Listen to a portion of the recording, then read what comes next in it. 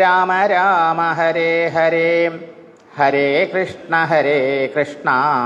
കൃഷ്ണ കൃഷ്ണ ഹരേ ഹരേ ഹരേ രാമ രാമ രാമ രാമ ഹരേ ഹരേ ഹരേ കൃഷ്ണ കൃഷ്ണ കൃഷ്ണ ഹരേ ഹരേ ഹരേ രാമ രാമ രാമ രാമ ഹരേ ഹരേ ഹരേ കൃഷ്ണ കൃഷ്ണ കൃഷ്ണ ഹരേ ഹരേ ഹരേ രാമ രാമ രാമ രാമ ഹരേ ഹരേ ഹരേ കൃഷ്ണ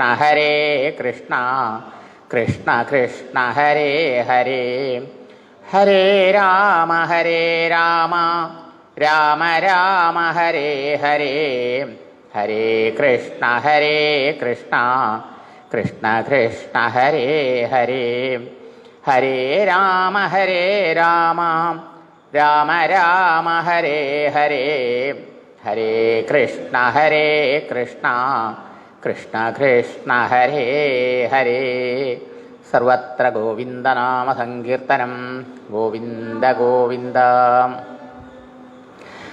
നാരായണം പത്മഭുവം വസിഷ്ഠം ശക്തിം ച തൽപുത്രപരാശരം ച വ്യാസം ശുകം ഗൗഡപദം മഹാന്തം ഗോവിന്ദയോഗീന്ദ്രമഥാസി ശിഷ്യം ശ്രീശങ്കരാചാര്യമഥാസ്യ പത്മപാദം ജഹസ്താമലകം ജ ശിഷ്യം തം തോടകം വാർത്തികകാരമന്യാൻ അസ്മദ്ഗുരൂൻ സന്തതമാനതോസ്മി. ഓം സമസ്തജനകല്യാണേ നിരതം കരുണാമയം നമാമി ചിന്മയം ദേവം സദ്ഗുരും ബ്രഹ്മവിദ്വരം. സച്ചിദാനന്ദരൂപായ വിശ്വോൽപത്യാദിഹേതവേ താപത്രയവിനാശായ ശ്രീകൃഷ്ണായ വയം നുമാം. മൂകം കരോതി വാചാലം പങ്കും ലംഘയതേ ഗിരിം യത്കൃപാതമഹം വന്ദേ പരമാനന്ദമാധവം. വസുദേവസുതം ദേവം കംസചാണൂരമർദ്ദനം ദേവകീ പരമാനന്ദം കൃഷ്ണം വന്ദേ ജഗദ്ഗുരും. ശ്രീമദ്ഭാഗവതാഖ്യോയം പ്രത്യക്ഷകൃഷ്ണ ഏവ ഹി സ്വീകൃതോऽസി മയാ നാഥ മുക്ത്യർത്ഥം ഭവസാഗരേ. മനോരഥോ മദീയോऽയം സഫലഃ സർവഥാ ത്വയാ നിർവിഘ്നേനൈവ കർത്തവ്യ ദാസോഹം തവ കേശവാം. ശുഗരൂപപ്രബോധജ്ഞാം സർവശാസ്ത്രവിശാരദ ഏതത്കഥാപ്രകാശേന മതജ്ഞാനം വിനാശയാം. വന്ദേ നന്ദൗ വ്രജസ്ത്രീണാം പാദരേണുമഭീഷ്ണശാം യാസാം ഹരികഥോൽഗീതം പുനാദി ഭുവനത്രയം. നാരായണം നമസ്കൃത്യ നരം ചൈവ നരോത്തമം ദേവീം സരസ്വതീം വ്യാസം തതോ ജയമുദീരയേത്. ശ്രീകൃഷ്ണശരണം സമസ്തജഗതാം കൃഷ്ണം വിനാ കാഗതി കൃഷ്ണേന പ്രതിഹന്യതേ കലിമലം കൃഷ്ണായ തുഭ്യം നമാം. കൃഷ്ണാൽത്രസ്യതി കാലഭീമഭുജഗം കൃഷ്ണസ്യ സർവം വശേ കൃഷ്ണേ ഭക്തിരഖണ്ഡിതാ ഭവതു മേ ഭോ കൃഷ്ണ ത്വം ഏവാശ്രയാം. ഹരി ഓം.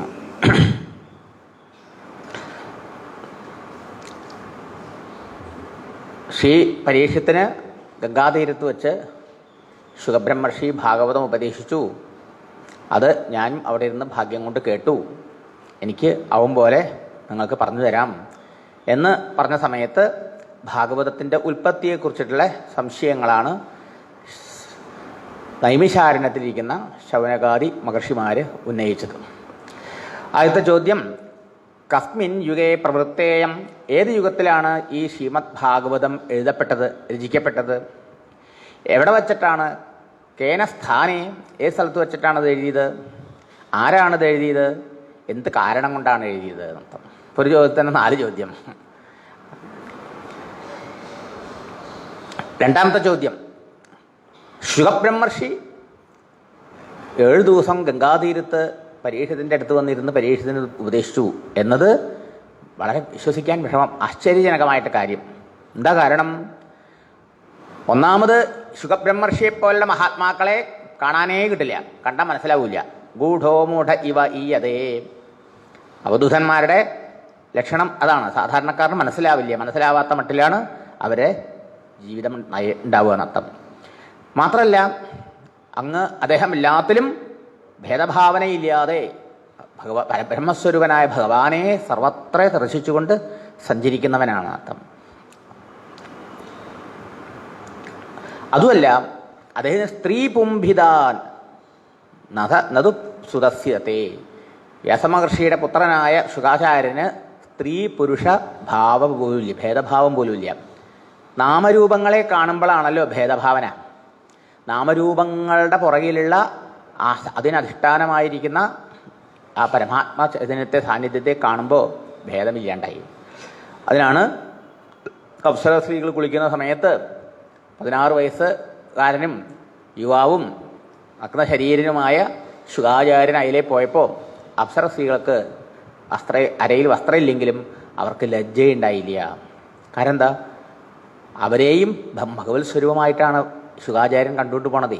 അപ്പോൾ ഈശ്വരഭാവത്തിൽ എല്ലാത്തിനെയും കാണുന്ന ഒരാളുടെ അടുത്ത് നമ്മുടെ ദേഹചിന്ത പോലും ഇല്ലാണ്ടാവും.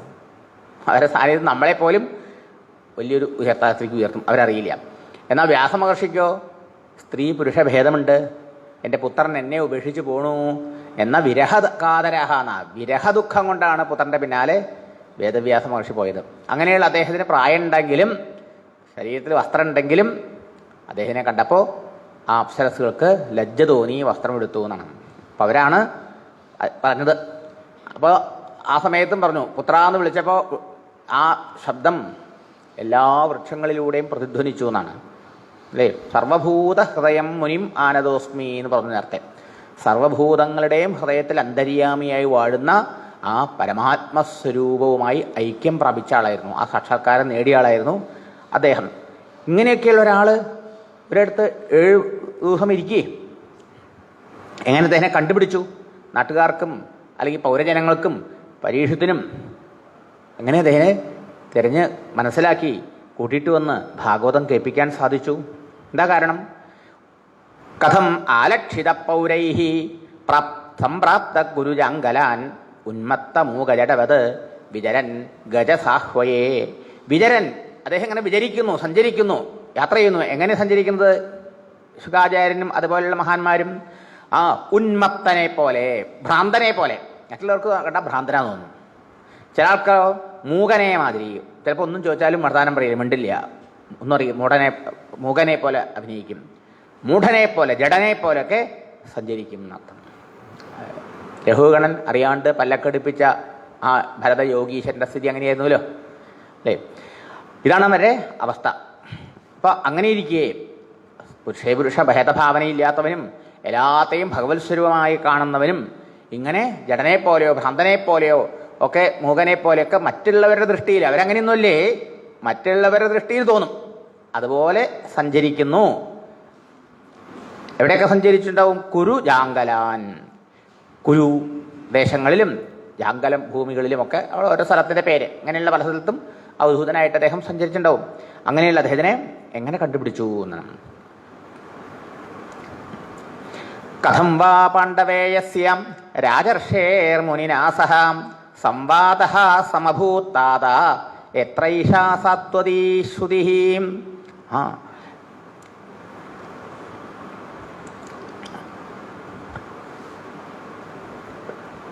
പാണ്ഡവേയസ രാജർഷേ, പാണ്ഡുപുത്രനായ അല്ലെങ്കിൽ പാണ്ഡുവംശത്തിൽ പിറന്ന രാജർഷിയായ പരീക്ഷത്തിന് കഥം മുനിനാ സഹ സംവാദഃ സമഭൂത്, ഇങ്ങനെ സഞ്ചരിക്കുന്ന അവധൂതനായി സഞ്ചരിക്കുന്ന ആ ശുകമഹർഷിയുമായിട്ട് സംഭാഷണമുണ്ടാവാൻ ഇടവന്നു. അവർ തമ്മിലുള്ള സംഭാഷണത്തിൽ നിന്നാണല്ലോ ഈ ഭാഗവതം നമുക്ക് കിട്ടിയത്. എത്ര ഈഷ സാത്വതീശ്വതി. സാത്വതീശ്വരി ഭാഗവത സംഹിത അദ്ദേഹം അവർ തമ്മിലുള്ള സംവാദത്തിലൂടെ ലോകത്തിന് ലഭിച്ചതാണ്. അത് മാത്രമല്ല, ആശ്ചര്യജനകമായ വേറെയും പല ചോദ്യങ്ങൾ. ഈ മഹാത്മാക്കള് ലോകാനുഗ്രഹത്തിന് വേണ്ടി മാത്രമാണ് ഇങ്ങനെ സഞ്ചരിക്കുന്നത്. തീർത്ഥീ കുർവന്തി തീർത്ഥാനി ശാസ്ത്രീ കുർവന്തി ശാസ്ത്രാണി എന്നൊക്കെയാണ് അവരെക്കുറിച്ച് പറയുക. അവർ സഞ്ചരിക്കുന്നതിനാ അവർ സഞ്ചരിക്കുന്നത് അവിടെ പോണട്ടൊക്കെ പാപങ്ങളെ നീക്കി അതിനൊക്കെ ശുദ്ധീകരിക്കാൻ വേണ്ടിയിട്ടാണ്. അവരെ കണ്ടാൽ നമ്മൾ പോലും ശുദ്ധീകരിക്കപ്പെടുന്ന അർത്ഥം. ദർശനാദേവ സാധവ എന്നാണ്. സജ്ജനങ്ങളെ മഹാത്മാക്കളെ കണ്ടാൽ കണ്ടവർക്ക് പരിശുദ്ധി കിട്ടും. പരിശുദ്ധി കൊടുക്കാൻ വേണ്ടി വ്യക്തികൾക്കും സ്ഥലങ്ങൾക്കും ജലാശയങ്ങൾക്കും തീർത്ഥസ്ഥലങ്ങൾക്കൊക്കെ പരിശുദ്ധി കൊടുക്കണം അർത്ഥം. ആരെങ്കിലുമൊക്കെ പുണ്യ തീർത്ഥങ്ങളിൽ പോയി കുളിച്ച അശുദ്ധി വരുത്തി നീക്കട്ടെ, പാപികളൊക്കെ പോയി കുളിച്ച അവരെ പാപം വരില്ലേ?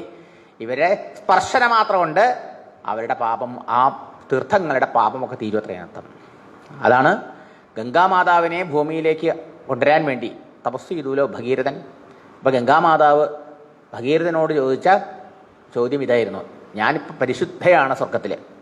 കാരണം സ്വർഗത്തിൽ പാപമുള്ളവർക്ക് പോകാൻ പറ്റില്ല, പുണ്യത്തിൻ്റെ ഫലം അനുഭവിക്കാനുള്ളവരെ സ്വർഗത്തിൽ പോകുള്ളൂ.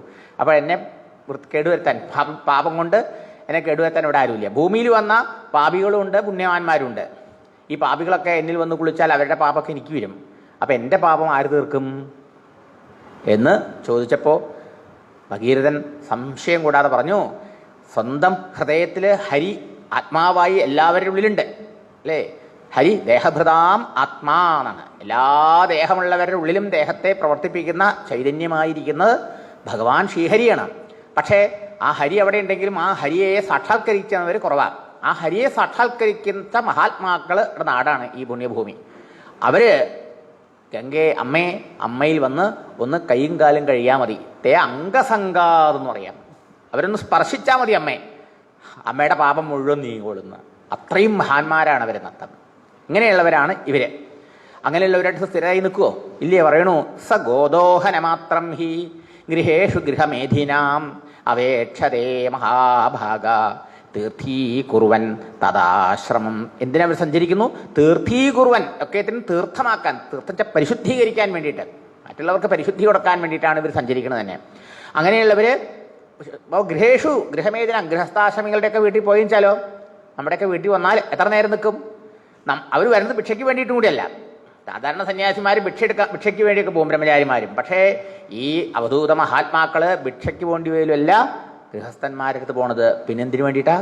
അവരെ തീർത്ഥീകുറുവൻ, അവരെ ദർശനം കൊണ്ട് അനുഗ്രഹിക്കാൻ വേണ്ടിയിട്ടാണ് അർത്ഥം.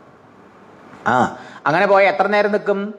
ഗോദോഹന മാത്രം, അല്പസമയം. അതിന് ഉദാഹരണം പറഞ്ഞു, ഗോദോഹനം, പശുവിനെ കറക്കണത്ര സമയത്രേ, അത്ര കുറച്ച് നേരെ നിൽക്കുള്ളൂ ഒരിടത്ത്.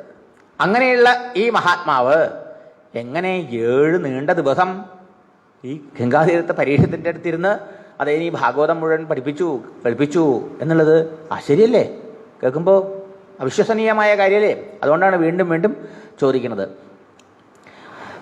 മാത്രമല്ല, ഭക്താവായ ശുകാചാര്യന്റെ മഹാത്മ്യത്തെ സൂചിപ്പിച്ചു 2-3 ശ്ലോകങ്ങളെ കൊണ്ട്. ശ്രോതാവിന്റെ മഹിമകളോ? ഈ പരീക്ഷത്തും ചില്ലറക്കാരനല്ല. അഭിമന്യുസുതം സൂത പ്രാഹു ഭാഗവതോത്തമം തസ് ജന്മം മഹാശ്ചര്യം കർമാണി ഗൃണീഹിന. ഞങ്ങൾ കേട്ടിട്ടുണ്ട്, അഭിമന്യുസുതം, അർജുനന്റെ പുത്രനായ അഭിമന്യുവിന്റെ പുത്രനാണ് പരീക്ഷത്ത്. ആ പരീക്ഷത്ത് ഭാഗവതോത്തമനാണെന്ന് പ്രാഹു പറയണ കേട്ടിട്ടുണ്ട്. ജന്മനാ തന്നെ ധർമ്മനിഷ്ഠനും ഭാഗവതോത്തമനും, അമ്മയുടെ ഗർഭത്തിലിരിക്കുമ്പോൾ തന്നെ ഭഗവാന്റെ അനുഗ്രഹം കൊണ്ട് രക്ഷപ്പെട്ടവൻ. അല്ലെ, അശ്വത്ഥാമാവിന്റെ ബ്രഹ്മാസ്ത്രത്തിൽ നിന്ന് കൃഷ്ണകൃപയാൽ രക്ഷപ്പെട്ടവൻ അർത്ഥം. ആനി ഉള്ളിൽ വെച്ച് കണ്ടവൻ. ഇങ്ങനെയൊക്കെയുള്ള ഭാഗവതോത്തമനാണ് അദ്ദേഹം. മാത്രമല്ല, തസ്യ കർമാണി ആശ്ചര്യം, അദ്ദേഹത്തിൻ്റെ പ്രവൃത്തികളൊക്കെ അത്യധികം ആശ്ചര്യജനകമാണ്. അത്ഭുതകരമായ കർമ്മങ്ങളും ജന്മങ്ങളും ആണ് അദ്ദേഹത്തിൻ്റേത്.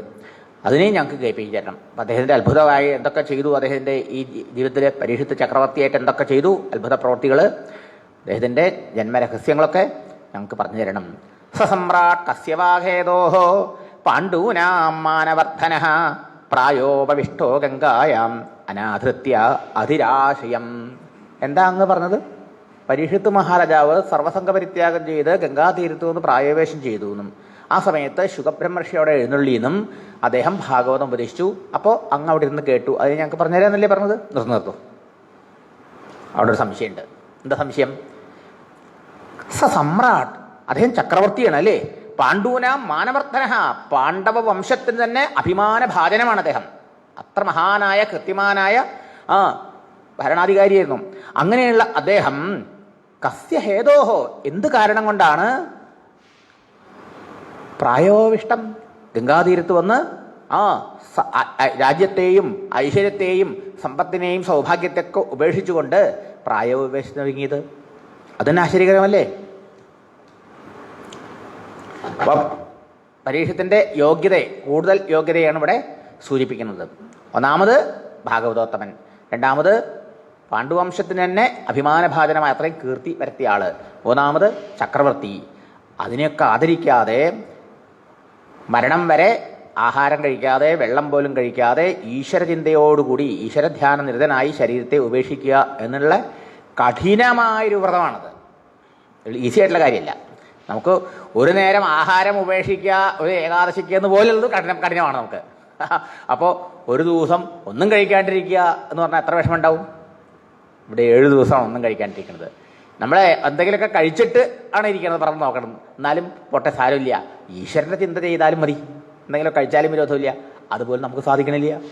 നമുക്ക് ഒരു ദിവസം ഏകാദശിക്ക് പോലും എന്തൊക്കെങ്കിലും കഴിച്ചിട്ടെങ്കിലും, പതിവുള്ള ആഹാരം മാറ്റി കഴിച്ചിട്ടെങ്കിലും ഈശ്വരനെ ചിന്തിക്കൂ എന്ന് പറഞ്ഞാൽ അത് തരാമണില്ല. എനിക്ക് ഇവിടെ 7 ദിവസം ഒന്നും കഴിക്കാണ്ട് ഈശ്വര ധ്യാന നിരതനായി ഇരുന്ന് ആ ഭഗവത് സ്മരണയോടെ മരിക്കുക എന്നുള്ളതാണ്. ഇത് കഠിനമല്ലേ? അതെ. അങ്ങനെ ശരീരത്തെ ശോഷിപ്പിച്ച് ക്ലേശിപ്പിച്ച് ശരീരം വെടിയുന്ന ഈ വ്രതം എന്തിനദ്ദേഹം കൈക്കൊണ്ടു? അതിൻ്റെ കാരണം എന്താ? മാത്രമല്ല, ഇദ്ദേഹം സാധാരണ ചക്രവർത്തിയല്ല, പറഞ്ഞിട്ടുണ്ടല്ലോ. ഇദ്ദേഹം ശത്രുക്കൾ പോലും ഇദ്ദേഹത്തിനെ പേടിച്ചിട്ട് ഇദ്ദേഹത്തിൻ്റെ കാൽക്കൽ ഒന്ന് വീണ് നമസ്കരിച്ച് സമ്മാനങ്ങളും പണമൊക്കെ കൊണ്ട് സമർപ്പിക്കത്രേ. നമന്തിയത് പാദനികേതം ആത്മനഃ ശിവായ ഹാനീയ ധനാനി ശത്രവാം കഥം സവീരശ്രിയമംഗദുസ്ത്യജാം യുവൈഷതോൽ സൃഷ്ടുമഹോ സഹാസുഭീം. യൽപാദ നിവേദനം നമന്തി. ശത്രുക്കള് അദ്ദേഹത്തിൻ്റെ പാദത്തിൽ വന്ന് നമസ്കരിക്കുന്നു. ധനാനി, അദ്ദേഹത്തിന് ധനം പദാർത്ഥങ്ങളൊക്കെ അതിൻ്റെ കാൽക്കൽ കൊണ്ട് സമർപ്പിക്കും ശത്രുക്കൾ എന്ന് പറഞ്ഞാൽ അർത്ഥം. പരീക്ഷത്തിനെ എല്ലാവർക്കും ഭയമായിരുന്നു. മറ്റ് രാജാക്കന്മാർ പോലും അദ്ദേഹത്തിന് കപ്പം കൊടുക്കുമായിരുന്നു. അദ്ദേഹത്തിൻ്റെ മേൽക്കോയ്മ അംഗീകരിച്ചിരുന്നു എന്നർത്ഥം. അങ്ങനെയുള്ളൊരവസ്ഥ കൈവരൽ എളുപ്പമല്ലല്ലോ. അതെ, അത് അദ്ദേഹം ഉപേക്ഷിച്ചു. അതുമാത്രമല്ല, ഇത്രയും ശൂരനും വീരനും പരാക്രമശാലിയും യുവാ ഏഷഹ, യുവാവും അങ്ങനെയൊക്കെയുള്ള അദ്ദേഹം എങ്ങനെയാണ് ഈ ശ്രീയാം, ഈ ഐശ്വര്യത്തെ, രാജ്യലക്ഷ്മിയെ, അധികാരത്തെ ദുസ്ത്യജാം, ആൾക്കാർക്ക് ഉപേക്ഷിക്കാൻ വളരെ പ്രയാസമുള്ളതാണ് അല്ലേ? 10 ഉറുപ്പ്യ ചെലവാക്കാൻ വെച്ചാൽ വളരെ വിഷമമാണ്. ഇവിടെ രാജ്യലക്ഷ്മി, ഐശ്വര്യം, രാജപദവി, എല്ലാ സുഖസൗകര്യങ്ങളും ഒക്കെ ഉപേക്ഷിച്ചിട്ടാണ് ഗംഗാതീരത്ത് പോയി മരിക്കാൻ തയ്യാറായത്. എളുപ്പമാണോ? ആശ്ചര്യം. അഹോ അഹോ എന്ന് പറഞ്ഞാൽ ആശ്ചര്യ സൂചകമാർത്ഥം. അപ്പോൾ ശത്രുക്കൾ പോലും ഭയപ്പെട്ടുകൊണ്ട് കാൽക്കൽ വന്ന് വീണ് നമസ്കരിച്ച് സമ്മാനങ്ങളും പണവും ഒക്കെ സമർപ്പിക്കുന്നു. അത്രയും ശൂരനാണ്, വീരനാണ്, പരാക്രമശാലിയാണ്, പോരാ യുവാവാണ്. അങ്ങനെയുള്ള അദ്ദേഹം ത്യജിക്കാൻ കഴിയാത്ത സമ്പത്തിനെയും അധികാരത്തെയും എല്ലാം ഉപേക്ഷിച്ചും വെച്ച് ഗംഗാതീരത്ത് വന്ന് പ്രായോപവേശം ചെയ്തിരിക്കാൻ എന്ത് കാരണം? അപ്പോൾ ഓരോന്നും ഇത് വിശ്വസിക്കാൻ വിഷമാണ്. കാരണം സാധാരണക്കാരനെ സംബന്ധിച്ചിടത്തോളം ഇതൊക്കെ പറ്റാത്തതാണ്. അപ്പോൾ നമ്മുടെ തരത്തിലാണല്ലോ നമ്മൾ കേൾക്കുമ്പോൾ മറ്റൊരാളെ ഇങ്ങനെ വിലയിരുത്തുക. അല്ലേ? അപ്പോൾ നമുക്ക് ഒന്നും ചെയ്യിക്കാൻ പറ്റാത്ത ആൾ ആരെങ്കിലും എന്തെങ്കിലും ഒന്നും വേണ്ടെന്ന് വെച്ചാൽ അയ്യോ ഒരാൾ ഉപ്പില്ലാണ്ട് ഒരു മഹാത്മാവിനെ ഞാൻ കണ്ടു. എത്ര കൊല്ലമായി? 25 കൊല്ലമായിട്ട് ഉപ്പ് കഴിച്ചിട്ടില്ലേ, ഉപ്പ് കൂട്ടി ഒന്നും കഴിക്കില്ല, ഉപ്പില്ലാത്ത ആഹാരം. നമുക്ക് അതിനോട് വലിയ ബഹുമാനം തോന്നണമല്ലേ? നമുക്ക് സാധാരണ ഉപ്പിട്ടത് പോരാണ്ട് കുറച്ചും കൂടി കൊണ്ടുവരുമെന്ന് പറഞ്ഞാൽ ഉപ്പിടിയിരിക്കണു. ശരിയല്ലേ? എന്തിന് പഞ്ചസാര ഇല്ലാണ്ട് ചായ കുടിക്കണ ഒരാളെ കണ്ടത് അവനെ പോലും പഞ്ചസാരയ്ക്ക് അടിമയായിട്ടുള്ള ആൾക്ക് ബഹുമാനം തോന്നില്ലേ? അപ്പം നമുക്ക് കഴിയാത്തൊരു കാര്യം മറ്റുള്ളവർക്ക് കഴിയണമെന്ന് കാണുമ്പോൾ നമുക്ക് അവരോട് സ്വാഭാവികമായിട്ടും ആദരവുണ്ടാവും നട്ടം. അപ്പം പരീക്ഷത്തിൻ്റെ കഥ കേട്ടിട്ടുള്ളത് എങ്ങനെയാണ്? ഇത് എളുപ്പമായിട്ടുള്ള കാര്യമില്ലല്ലോ. ഇതൊക്കെ ഉപേക്ഷിച്ച് അദ്ദേഹം ഈശ്വരധ്യാന നിരതനായി മരിക്കാൻ തയ്യാറായി എന്നുള്ളത് എങ്ങനെ സംഭവിച്ചു? അതുകൊണ്ട് അതൊക്കെ വിസ്തരിച്ച് പറഞ്ഞു തരൂ. ശിവായ ലോകസ്യ ഭവായ ഭൂതയേ യ ഉത്തമ ശ്ലോകപരായണാ ജനാഃ ജീവന്തിനാത്മാർത്ഥമസൗ പരാശ്രയം മുമോര നിർവിദ്യ കുതക്കളേവരം. ഇനിയുമുണ്ട് പരീക്ഷത്ത് ശരീരം ധരിച്ചതിനെ സംശയം ചോദിക്കാൻ. കാരണം നമ്മളൊക്കെ ജീവിക്കുന്നത് ആർക്ക് വേണ്ടിയാ? നമുക്ക് വേണ്ടി. ശരിയല്ലേ? എന്നാ പറയണു ഉത്തമ ശ്ലോകപരായണാഹ ജനാഹ. ഉത്തമ ശ്ലോകനെ ഉത്തമ ശ്ലോകം എന്ന് പറഞ്ഞാൽ ഭഗവാനാണ്. അപ്പൊ ഭഗവാത്മന ഉത്തമ ശ്ലോകനായ ഭഗവാനെ ആശ്രയിച്ചിട്ടുള്ളതായ ഭക്തന്മാര് ന ആത്മാർത്ഥം ജീവന്തി, അവനവന് വേണ്ടിയിട്ടല്ല അത്ര ജീവിക്കണത്. കാരണം ഭക്തന്മാര് അവരവർക്ക് വേണ്ടിയിട്ടല്ല ജീവിക്കണത്, അവർക്ക് സ്വാർത്ഥതയില്ല. പിന്നെ ആർക്ക് വേണ്ടി അവർ ജീവിക്കണു? പരാർത്ഥം അസൗ ജീവന്തി. ഭഗവത് പരായണന്മാരായ ഭക്തന്മാര് അവർക്ക് വേണ്ടി ജീവിക്കുന്നില്ല, അവര് ലോകത്തിൻ്റെ നന്മയ്ക്ക് വേണ്ടി, ലോകസേവനം ചെയ്യാൻ വേണ്ടി, ലോകത്തെ അനുഗ്രഹിക്കാൻ വേണ്ടി, ലോകസ്യ ശിവായ, ലോകത്തിന് മംഗളുണ്ടാവാൻ വേണ്ടി, ലോകത്തിന് സുഖം ഉണ്ടാവാൻ വേണ്ടി, ഭവായ ഭൂതയെ, ലോകത്തിന് സമൃദ്ധിയും ഐശ്വര്യവും ഒക്കെ ഉണ്ടാക്കി കൊടുക്കാൻ വേണ്ടിയിട്ടാണ് മഹാത്മാക്കൾ ജീവിക്കണ അർത്ഥം. അപ്പൊ അങ്ങനെ ഇരിക്കെ കുതഹ എങ്ങനെയാണ് കളേവരം മുമോര അദ്ദേഹം മറ്റുള്ളവർക്ക് ഉപകാരപ്രദമാവുന്ന ഈ ശരീരത്തെ ഉപേക്ഷിക്കാൻ തീരുമാനിച്ചത്? നിർവിദ്യ. ഒരുപക്ഷെ അദ്ദേഹത്തിന് ഈ ലോകവിഷയങ്ങളൊന്നും ആശയില്ലാണ്ടായിരിക്കാം, വിരക്തനായി ഉണ്ടാവാം. എന്നാലും മഹാത്മാക്കൾ അവരവർക്ക് വേണ്ടിയിട്ടല്ലോ ജീവിക്കുന്നത്, മറ്റുള്ളവർ ലോകാനുഗ്രഹത്തിന് വേണ്ടിയിട്ടല്ലേ. അപ്പൊ ലോകാനുഗ്രഹത്തിന് വേണ്ടി മാത്രം ശരീരം ധരിച്ചു കൊണ്ടിരിക്കുന്ന ഈ മഹാത്മാവ് പരീക്ഷത്ത് എങ്ങനെ ലോകവിഷയങ്ങളിൽ വിരക്തനായെങ്കിലും മറ്റുള്ളവർക്ക് ക്ഷേമം ഉണ്ടാവുമല്ലോ താൻ ജീവിച്ചിരുന്ന അങ്ങനെയുള്ള ഒരാളുണ്ടായാൽ, അങ്ങനെയുള്ള മറ്റുള്ളവർക്ക് ഉപകാരപ്രദമായിട്ടുള്ളതായി ദേഹത്തെ എന്തുകൊണ്ട് ഉപേക്ഷിച്ചു? പ്രായോപവേശം ചെയ്യാൻ ഒരുങ്ങി. അങ്ങനെ ശുകാചാര്യൻ കണ്ടുപിടിച്ചവരെ എങ്ങനെ ശുകാചാര്യൻ അവിടെ ഒരിടത്ത് ഇരുന്നു. ഒരു പശുവിനെ കറക്കണ നേരത്തെ കൂടുതൽ ഒരിടത്ത് സ്ഥിരമായി നിൽക്കാത്ത ആ മഹാത്മാവ് 7 ദിവസം അങ്ങനെ ഇരുന്ന് ഇദ്ദേഹത്തെ പഠിപ്പിച്ചു. മാത്രമല്ല ഇദ്ദേഹം എന്തുകൊണ്ട് ലോകോപകാരാർത്ഥെങ്കിലും ശരീരം ധരിക്കേണ്ട അദ്ദേഹം ശരീരത്തെ ഉപേക്ഷിക്കാൻ തീരുമാനിച്ചു. ഇതൊക്കെയും നഹ ഞങ്ങൾക്ക് സമാജക്ഷ പറഞ്ഞു തരണം, ഞങ്ങളോട് പറഞ്ഞു തരണം. എന്താ അങ്ങനെ പറയാൻ കാരണം? ഞങ്ങൾക്കറിയാം അങ്ങേക്ക് അറിയാത്തതായിട്ട് ഒരു വിഷയവും ഇല്ലയെന്നും. ഛന്ദസാം അന്യത്ര സ്നാതം. ഛന്ദസ് വെച്ച വേദം.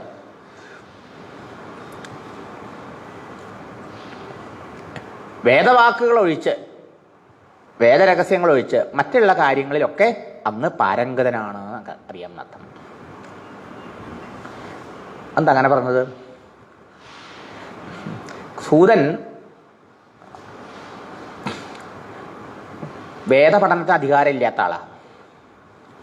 അതുകൊണ്ട് ത്രൈവർണികന്മാർക്കാണ് വേദപഠനം വെച്ചിട്ടുള്ളത് നൃത്തം. ആ ത്രൈവർണികത്തിൽ പെടാത്തത് കൊണ്ട് സൂതന് വേദപഠനത്തിനുള്ള അധികാരമില്ല. അതുകൊണ്ട് വേദരഹസ്യങ്ങൾ ഒഴിച്ച് മറ്റെല്ലാ വിഷയങ്ങളെക്കുറിച്ചും അങ്ങ് അറിവുള്ളവനാണ്, പ്രാരംഗതനാണ്, അങ്ങേക്ക് അറിയാത്തതായിട്ടൊന്നുമില്ല എന്ന് ഞങ്ങൾക്കറിയാം. അപ്പം ഇത് ലൗകിക വാർത്തകളാണല്ലോ ചോദിച്ചത്, മഹാരാജാവിനെക്കുറിച്ചും ശുകാചാര്യനെ കുറിച്ചൊക്കെ ചോദിച്ചത്. അപ്പോൾ അതൊക്കെ അറിയുന്ന അങ്ങ് ഈ ചോദിച്ച സംഗതികളെക്കുറിച്ചൊക്കെ നമ്മളോട് വിസ്തരിച്ച് പറഞ്ഞു തരണം. ഇത്രയും ചോദിച്ചപ്പോൾ സന്തോഷത്തോടുകൂടി സൂതൻ പറഞ്ഞു, ദ്വാപരേ സമനുപ്രാപ്തേ തൃതീയേ യുഗപര്യയേ ജാതഃ പരാശരാത് യോഗി വാസവ്യാം കലയാഹരേഹേ. ദ്വാപരേ സമനുപ്രാപ്തേ. ആദ്യം ചോദിച്ചത് എപ്പോഴാണ് ഈ ഭാഗവതം എഴുതിയത് വ്യാസൻ എന്നാണ് ആയത് ചോദ്യം അല്ലേ? എപ്പോഴാണ് എഴുതിയത്, എവിടെ വെച്ചാണ് എഴുതിയത്, എന്തിനാണ് എഴുതിയെന്ന്. അപ്പം എപ്പോഴാണ് എഴുതുന്നതിന് ആദ്യം ഉത്തരം പറയണു. ഇത് ദ്വാപരയുഗത്തിലാണ് സംഭവിച്ചത്. ഏത് ദ്വാപരയുഗത്തിലാ? മൂന്നാമത്തെ ദ്വാപരയുഗത്തിൽ. തൃതീയേ യുഗപര്യേ. കൃതം ത്രേതം ദ്വാപരം കലീന്ന് യുഗങ്ങൾ 4. അത് ഒരു പ്രാവശ്യം കഴിഞ്ഞാലോ പിന്നെയും ആവർത്തിച്ചു വരും. തിങ്കൾ ചൊവ്വ ബുധൻ വ്യാഴം വെള്ളി ശനിന്ന് ഞായർന്ന് ഒരാഴ്ച. ആ 7 ദിവസം കഴിഞ്ഞാൽ വീണ്ടും ഇത് ആവർത്തിച്ച് വരില്ലേ, തിരിഞ്ഞു വരില്ലേ? നക്ഷത്രങ്ങളായാലും ശരി, മാസമായാലും ശരി, ആഴ്ചയായാലും ശരി, എല്ലാം അങ്ങനെയല്ലേ, ആവർത്തന സ്വഭാവത്തോടുകൂടി തന്നെ. ഇതുമാതിരിയാണ് യുഗങ്ങളും. കലിയുഗം കഴിഞ്ഞാൽ വീണ്ടും കൃതയുഗം, ഇങ്ങനെ മാറി മാറി വരുന്നർത്ഥം. ഇങ്ങനെ മൂന്നാമത്തെ പരിവർത്തനത്തിൽ ദ്വാപരയുഗം ആരംഭിച്ചപ്പോൾ എന്ന് പറഞ്ഞാലോ മൂന്നാമത്തെ ദ്വാപരയുഗത്തിൽ അപ്പോൾ എപ്പോഴതുണ്ടായത്? മൂന്നാമത്തെ ദ്വാപര യുഗത്തിലാണ് വ്യാസമഹർഷി ഭാഗവതം എഴുതിയതെന്നർത്ഥം. അപ്പം അദ്ദേഹം ഉണ്ടായ കാരണം പറയണ്ടേ? എഴുതാൻ വ്യാസൻ എങ്ങനെ ഉണ്ടായി? പരാശരാത് വാസവ്യാം ഹരേഹെ കലയാ ജാതഃ. എങ്ങനെയുണ്ടായി? പരാശര മഹർഷിയിൽ നിന്ന് വാസവിയിൽ ഹരിയുടെ അംശം കൊണ്ട് അംശാവതാരമായിട്ട് യോഗിയായ വ്യാസൻ ജനിച്ചു, അവതരിച്ചു എന്നർത്ഥം. ഇവിടെ ഉപയോഗിച്ച ഒരു പദം പരാശര മഹർഷിയുടെ പുത്രനായിട്ട് ജനിച്ചു. ആരാണ് പരാശരൻ്റെ മഹർഷിയുടെ പത്നി? വാസവി. ആരാണ് ഈ വാസവി? വാസവി വെച്ചാൽ വസുവിൻ്റെ പുത്രി എന്നർത്ഥം. ആരാത്? സത്യവതി എന്നല്ലേ നമ്മൾ കേട്ടേക്കണത്. അപ്പോൾ സത്യവതി വാസവി ആയത് എങ്ങനെയാ? അതിനൊരു കഥയുണ്ട്. മഹാഭാരതത്തിൽ അതിൻ്റെ രഹസ്യം പറയുന്നുണ്ട്. പണ്ട് ചേതി രാജാവായിട്ട് വസു എന്ന് പേരായിട്ട് രാജാവ്. വളരെ കീർത്തിമാനായിരുന്നു അദ്ദേഹം. വളരെ സൽക്കർമ്മനിരതനായിരുന്നു അദ്ദേഹം. ധാരാളം യാഗങ്ങളും യജ്ഞങ്ങളും ഒക്കെ ചെയ്ത് ദേവേന്ദ്രനെ സന്തോഷിപ്പിച്ചു. അതിൻ്റെ ഫലമായിട്ട് ഈ ചേതിരാജായ വസുവിന് ഇന്ദ്രൻ പല പല സമ്മാനങ്ങൾ കൊടുത്തു. ദിവ്യമായ ഒരു മാല, ഒരിക്കലും വാടാത്തൊരു മാല, പിന്നെ ഒരു ദണ്ഡം ഉണ്ട്, എല്ലാവരെയും ശാസിച്ചിറക്കി നിർത്താൻ പറ്റും, പിന്നെ ആകാശത്തിൽ സഞ്ചരിക്കാൻ പാകത്തിനുള്ളൊരു വിമാനം, പിന്നെയോ കാര്യങ്ങളൊക്കെ അവിടെ നിന്ന് കാണാൻ പാകത്തിന് ഒരു ദിവ്യ ചക്ഷുസും കൊടുത്തു. അനുഗ്രഹിച്ചു, സന്തോഷിച്ചു. അന്നു മുതൽ ഈ ഇന്ദ്രൻ കൊടുത്ത വിമാനത്തിൽ കയറി ഈ വസു ആകാശത്തിലൂടെ അങ്ങനെ സഞ്ചരിക്കും. ഇടയ്ക്ക് സ്വർഗത്തിലൊക്കെ പോവും, അങ്ങനെ സഞ്ചരിക്കും. അങ്ങനെ നമ്മുടെ നാട്ടിൽ കാറില്ലാത്തപ്പോൾ ഒരാൾ കാറ് വാങ്ങി കാറിന് പോകണുണ്ട്, എല്ലാവർക്കും വലിയ ബഹുമാനമാണ് അല്ലേ? വലിയ ആശ്ചര്യത്തോടെ നോക്കി നിൽക്കില്ലേ? അപ്പോൾ ഇവിടെ ആ ഭൂമിയിൽ താമസിച്ചിരുന്ന ഈ രാജാവ് പിറ്റേ ദിവസം മുതൽ വിമാനത്തിൽ കയറി ആകാശത്തിലൂടെ സഞ്ചരിക്കുന്നു. ഭൂമിയുടെ ഉപരിതലത്തിൽ സഞ്ചരിച്ചുകൊണ്ട് അദ്ദേഹത്തിന് പിന്നീട് ഉപരിചര വസു എന്ന് പേര് വന്നു. ഉപരിച്ച മുകളിൽ, ഏതിൻ്റെ മുകളിൽ? ഭൂമിയുടെ ഉപരി, ഭൂമിയുടെ മുകളിൽ,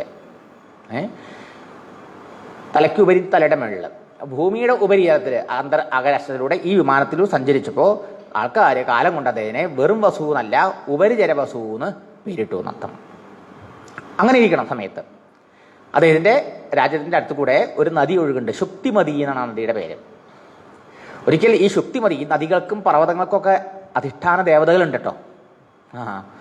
അപ്പം ശുക്തിമതി നദിയുടെ ദേവത അതിസുന്ദരിയായ ഒരു കാമരൂപിണിയായ ഒരു പെൺകുട്ടിയുടെ രൂപം സ്വീകരിച്ചു. എന്നിട്ട് അവിടെ ഇങ്ങനെ നദീതീരത്ത് ഇങ്ങനെ ഉലാത്തണം. ആ സമയത്ത് അടുത്ത് ഒരു പർവ്വതമുണ്ട്, കോലാഹലൻ എന്ന് പേരായ പർവ്വതം. ആ പർവ്വതം ഈ സുന്ദരിയെ കണ്ടപ്പോൾ അവന് ഈ പെൺകുട്ടിയോട് അല്ലെങ്കിൽ ഈ നദീ ദേവതയോട് മോഹം ജനിച്ചു അത്രേ. അദ്ദേഹം ഉടനെ ഒരു പുരുഷന്റെ വേഷം സ്വീകരിച്ചുകൊണ്ട് ഇവളെ തടുത്തു നിർത്തി ആലിംഗനം ചെയ്യുന്നതാണ്. അപ്പം എന്തായി? ഇവളെ തടുത്തു നിർത്തിയ സമയത്ത് വെള്ളം സുഖമായിട്ട് ഫ്രീ ആയിട്ട് ഒഴുകിപ്പോണതിന് വരാൻ വെള്ളമൊക്കെ തടഞ്ഞു നിർത്തും, ഡാം കെട്ടിയ മാതിരി. അപ്പം എന്തായി? ഈ വെള്ളം മുഴുവൻ ഇരുകരകളിലേക്കും വ്യാപിച്ച് അവിടെ വെള്ളപ്പൊക്കം ഉണ്ടായി. ജനങ്ങൾക്കൊക്കെ വലിയ ബുദ്ധിമുട്ടായി, പരിഭ്രാന്തരായ എല്ലാവരും മഹാരാജാവിൻ്റെ അടുത്ത് വന്ന് വിഷമങ്ങൾ പറഞ്ഞു. ഉടനെ മഹാരാജാവ് തൻ്റെ ദണ്ഡൊക്കെ ആയിട്ട് നിന്നു. ഇതിനാരാ കാരണക്കാരൻ നോക്കിയപ്പോൾ ഈ കോലാഹലനാണ്. ഇവളെ ബലമായി പിടിച്ച് തടസ്സത്തിട്ടായിരിക്കുകയാണ്. ഉടനെ അദ്ദേഹത്തിന് മോചിപ്പിച്ചിട്ട് അവനെ ദണ്ടുകൊണ്ടടിച്ചും ചവിട്ടിയും ഒക്കെ തവിട് പൊടിയാക്കി. അങ്ങനെ ശുക്തിമതിയെ മോചിപ്പിച്ചു. അങ്ങനെ മഹാരാജാവ് പോയി. പക്ഷേ എന്തായി?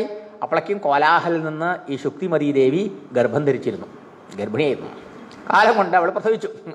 ഒരാൺകുട്ടിയും ഒരു പെൺകുട്ടിയും പ്രസവിച്ചു. അപ്പോൾ പ്രസവിച്ച ഈ കുട്ടികൾ എന്ത് ചെയ്യും? ശുക്തിമതി തന്നെ രക്ഷിച്ച മഹാരാജാവിന് തന്നെ ഒരു തരം പ്രേരയാണല്ലോ, മഹാരാജാവിന് ഈ കുട്ടികളെ കൊണ്ടുകൊടുത്തു.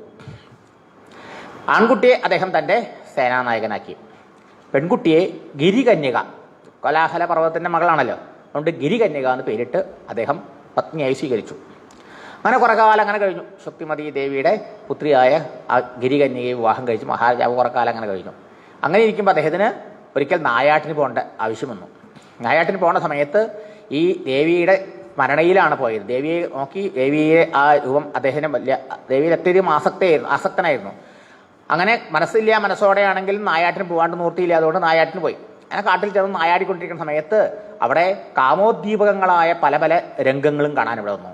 പക്ഷി മൃഗാദികളുടെ അവരെയൊക്കെ പല തരത്തിലെ കേളികളൊക്കെ കണ്ട സമയത്ത് ഇദ്ദേഹത്തിൻ്റെ ഉള്ളിൽ പത്നിയെക്കുറിച്ചുള്ള വിചാരം ശക്തമായി പ്രബലമായി അദ്ദേഹത്തിൻ്റെ മനസ്സ് ചലിച്ച് അദ്ദേഹത്തിൻ്റെ വീര്യം സ്ഖലിച്ചു.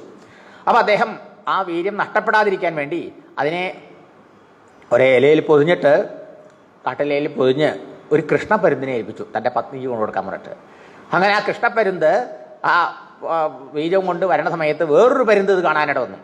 അപ്പോൾ ഇതൊരു മാംസകഷ്ണമായിരിക്കും എന്ന് വിചാരിച്ചുകൊണ്ട് അവർ തമ്മിൽ ഫൈറ്റ് തുടങ്ങി, യുദ്ധം തുടങ്ങി. അതിൻ്റെ ഇടയിൽ എന്തായി, പാവം കൃഷ്ണപ്പരുന്തിൻ്റെ ആ പൊതിയിൽ നിന്ന് ആ വീര്യം ആ കാളിന്തി നദിയിൽ വീണു. പുഴയുടെ മുകളിൽ എത്തിയിരുന്നു അപ്പോഴേക്കും. കാളിന്തി നദിയിലാകട്ടെ ഒരപ്സര, അദ്രിക എന്ന് പേരായിട്ടൊരു അപ്സരസ് ബ്രഹ്മദേവന്റെ ശാപം കൊണ്ട് മത്സ്യയായി കിടക്കണ്ടായിരുന്നു. അവളിതെന്തോ വീണ സമയത്ത് വേഗം പോയി കൊത്തി വിഴുങ്ങി, ആ ബീജം വിഴുങ്ങി. അതുകൊണ്ട് എന്തായി, ഈ അദ്രിക എന്ന് പറയുന്ന അപ്സരശ്രീ ഗർഭിണിയായി. അങ്ങനെ ഇരിക്കണു സമയത്ത് മുക്കുവന്മാർ വല വീശിയപ്പോൾ മുക്കുവന്മാർക്ക് വലയിൽ ഈ മത്സ്യത്തെ കിട്ടി. അങ്ങനെ ആ മുക്കുവൻ, ഈ മത്സ്യത്തെ കിട്ടിയ മുക്കുവൻ അതിനെ പാകം വയ്ക്കാൻ വേണ്ടിയിട്ട് മുറിച്ചു. വയറ് മുറിച്ചപ്പോഴുണ്ട് ഒരു ആൺകുട്ടി ഒരു പെൺകുട്ടിയും. ആശ്ചര്യം തോന്നി അദ്ദേഹത്തിന്. പെൺകുട്ടിക്ക് മത്സ്യത്തിൻ്റെ മണം, ആൺകുട്ടിയും പെൺകുട്ടിയും. ഉടനെ ഈ രാജാവ് വസുവാണല്ലോ, ഉപരിചര വസുവിനെ കൊണ്ട് കാഴ്ചവെച്ചു എന്നാണ്. അങ്ങനെ ആ വസുവിന് കാഴ്ചവെച്ചു. അദ്ദേഹം പുത്രനായിട്ട് അവനെ സ്വീകരിച്ചു. ഈ കുട്ടിയെ വിവാഹം കഴിച്ചു പിന്നീട്. അങ്ങനെയുള്ള ആ സംഭവത്തിന് ശേഷം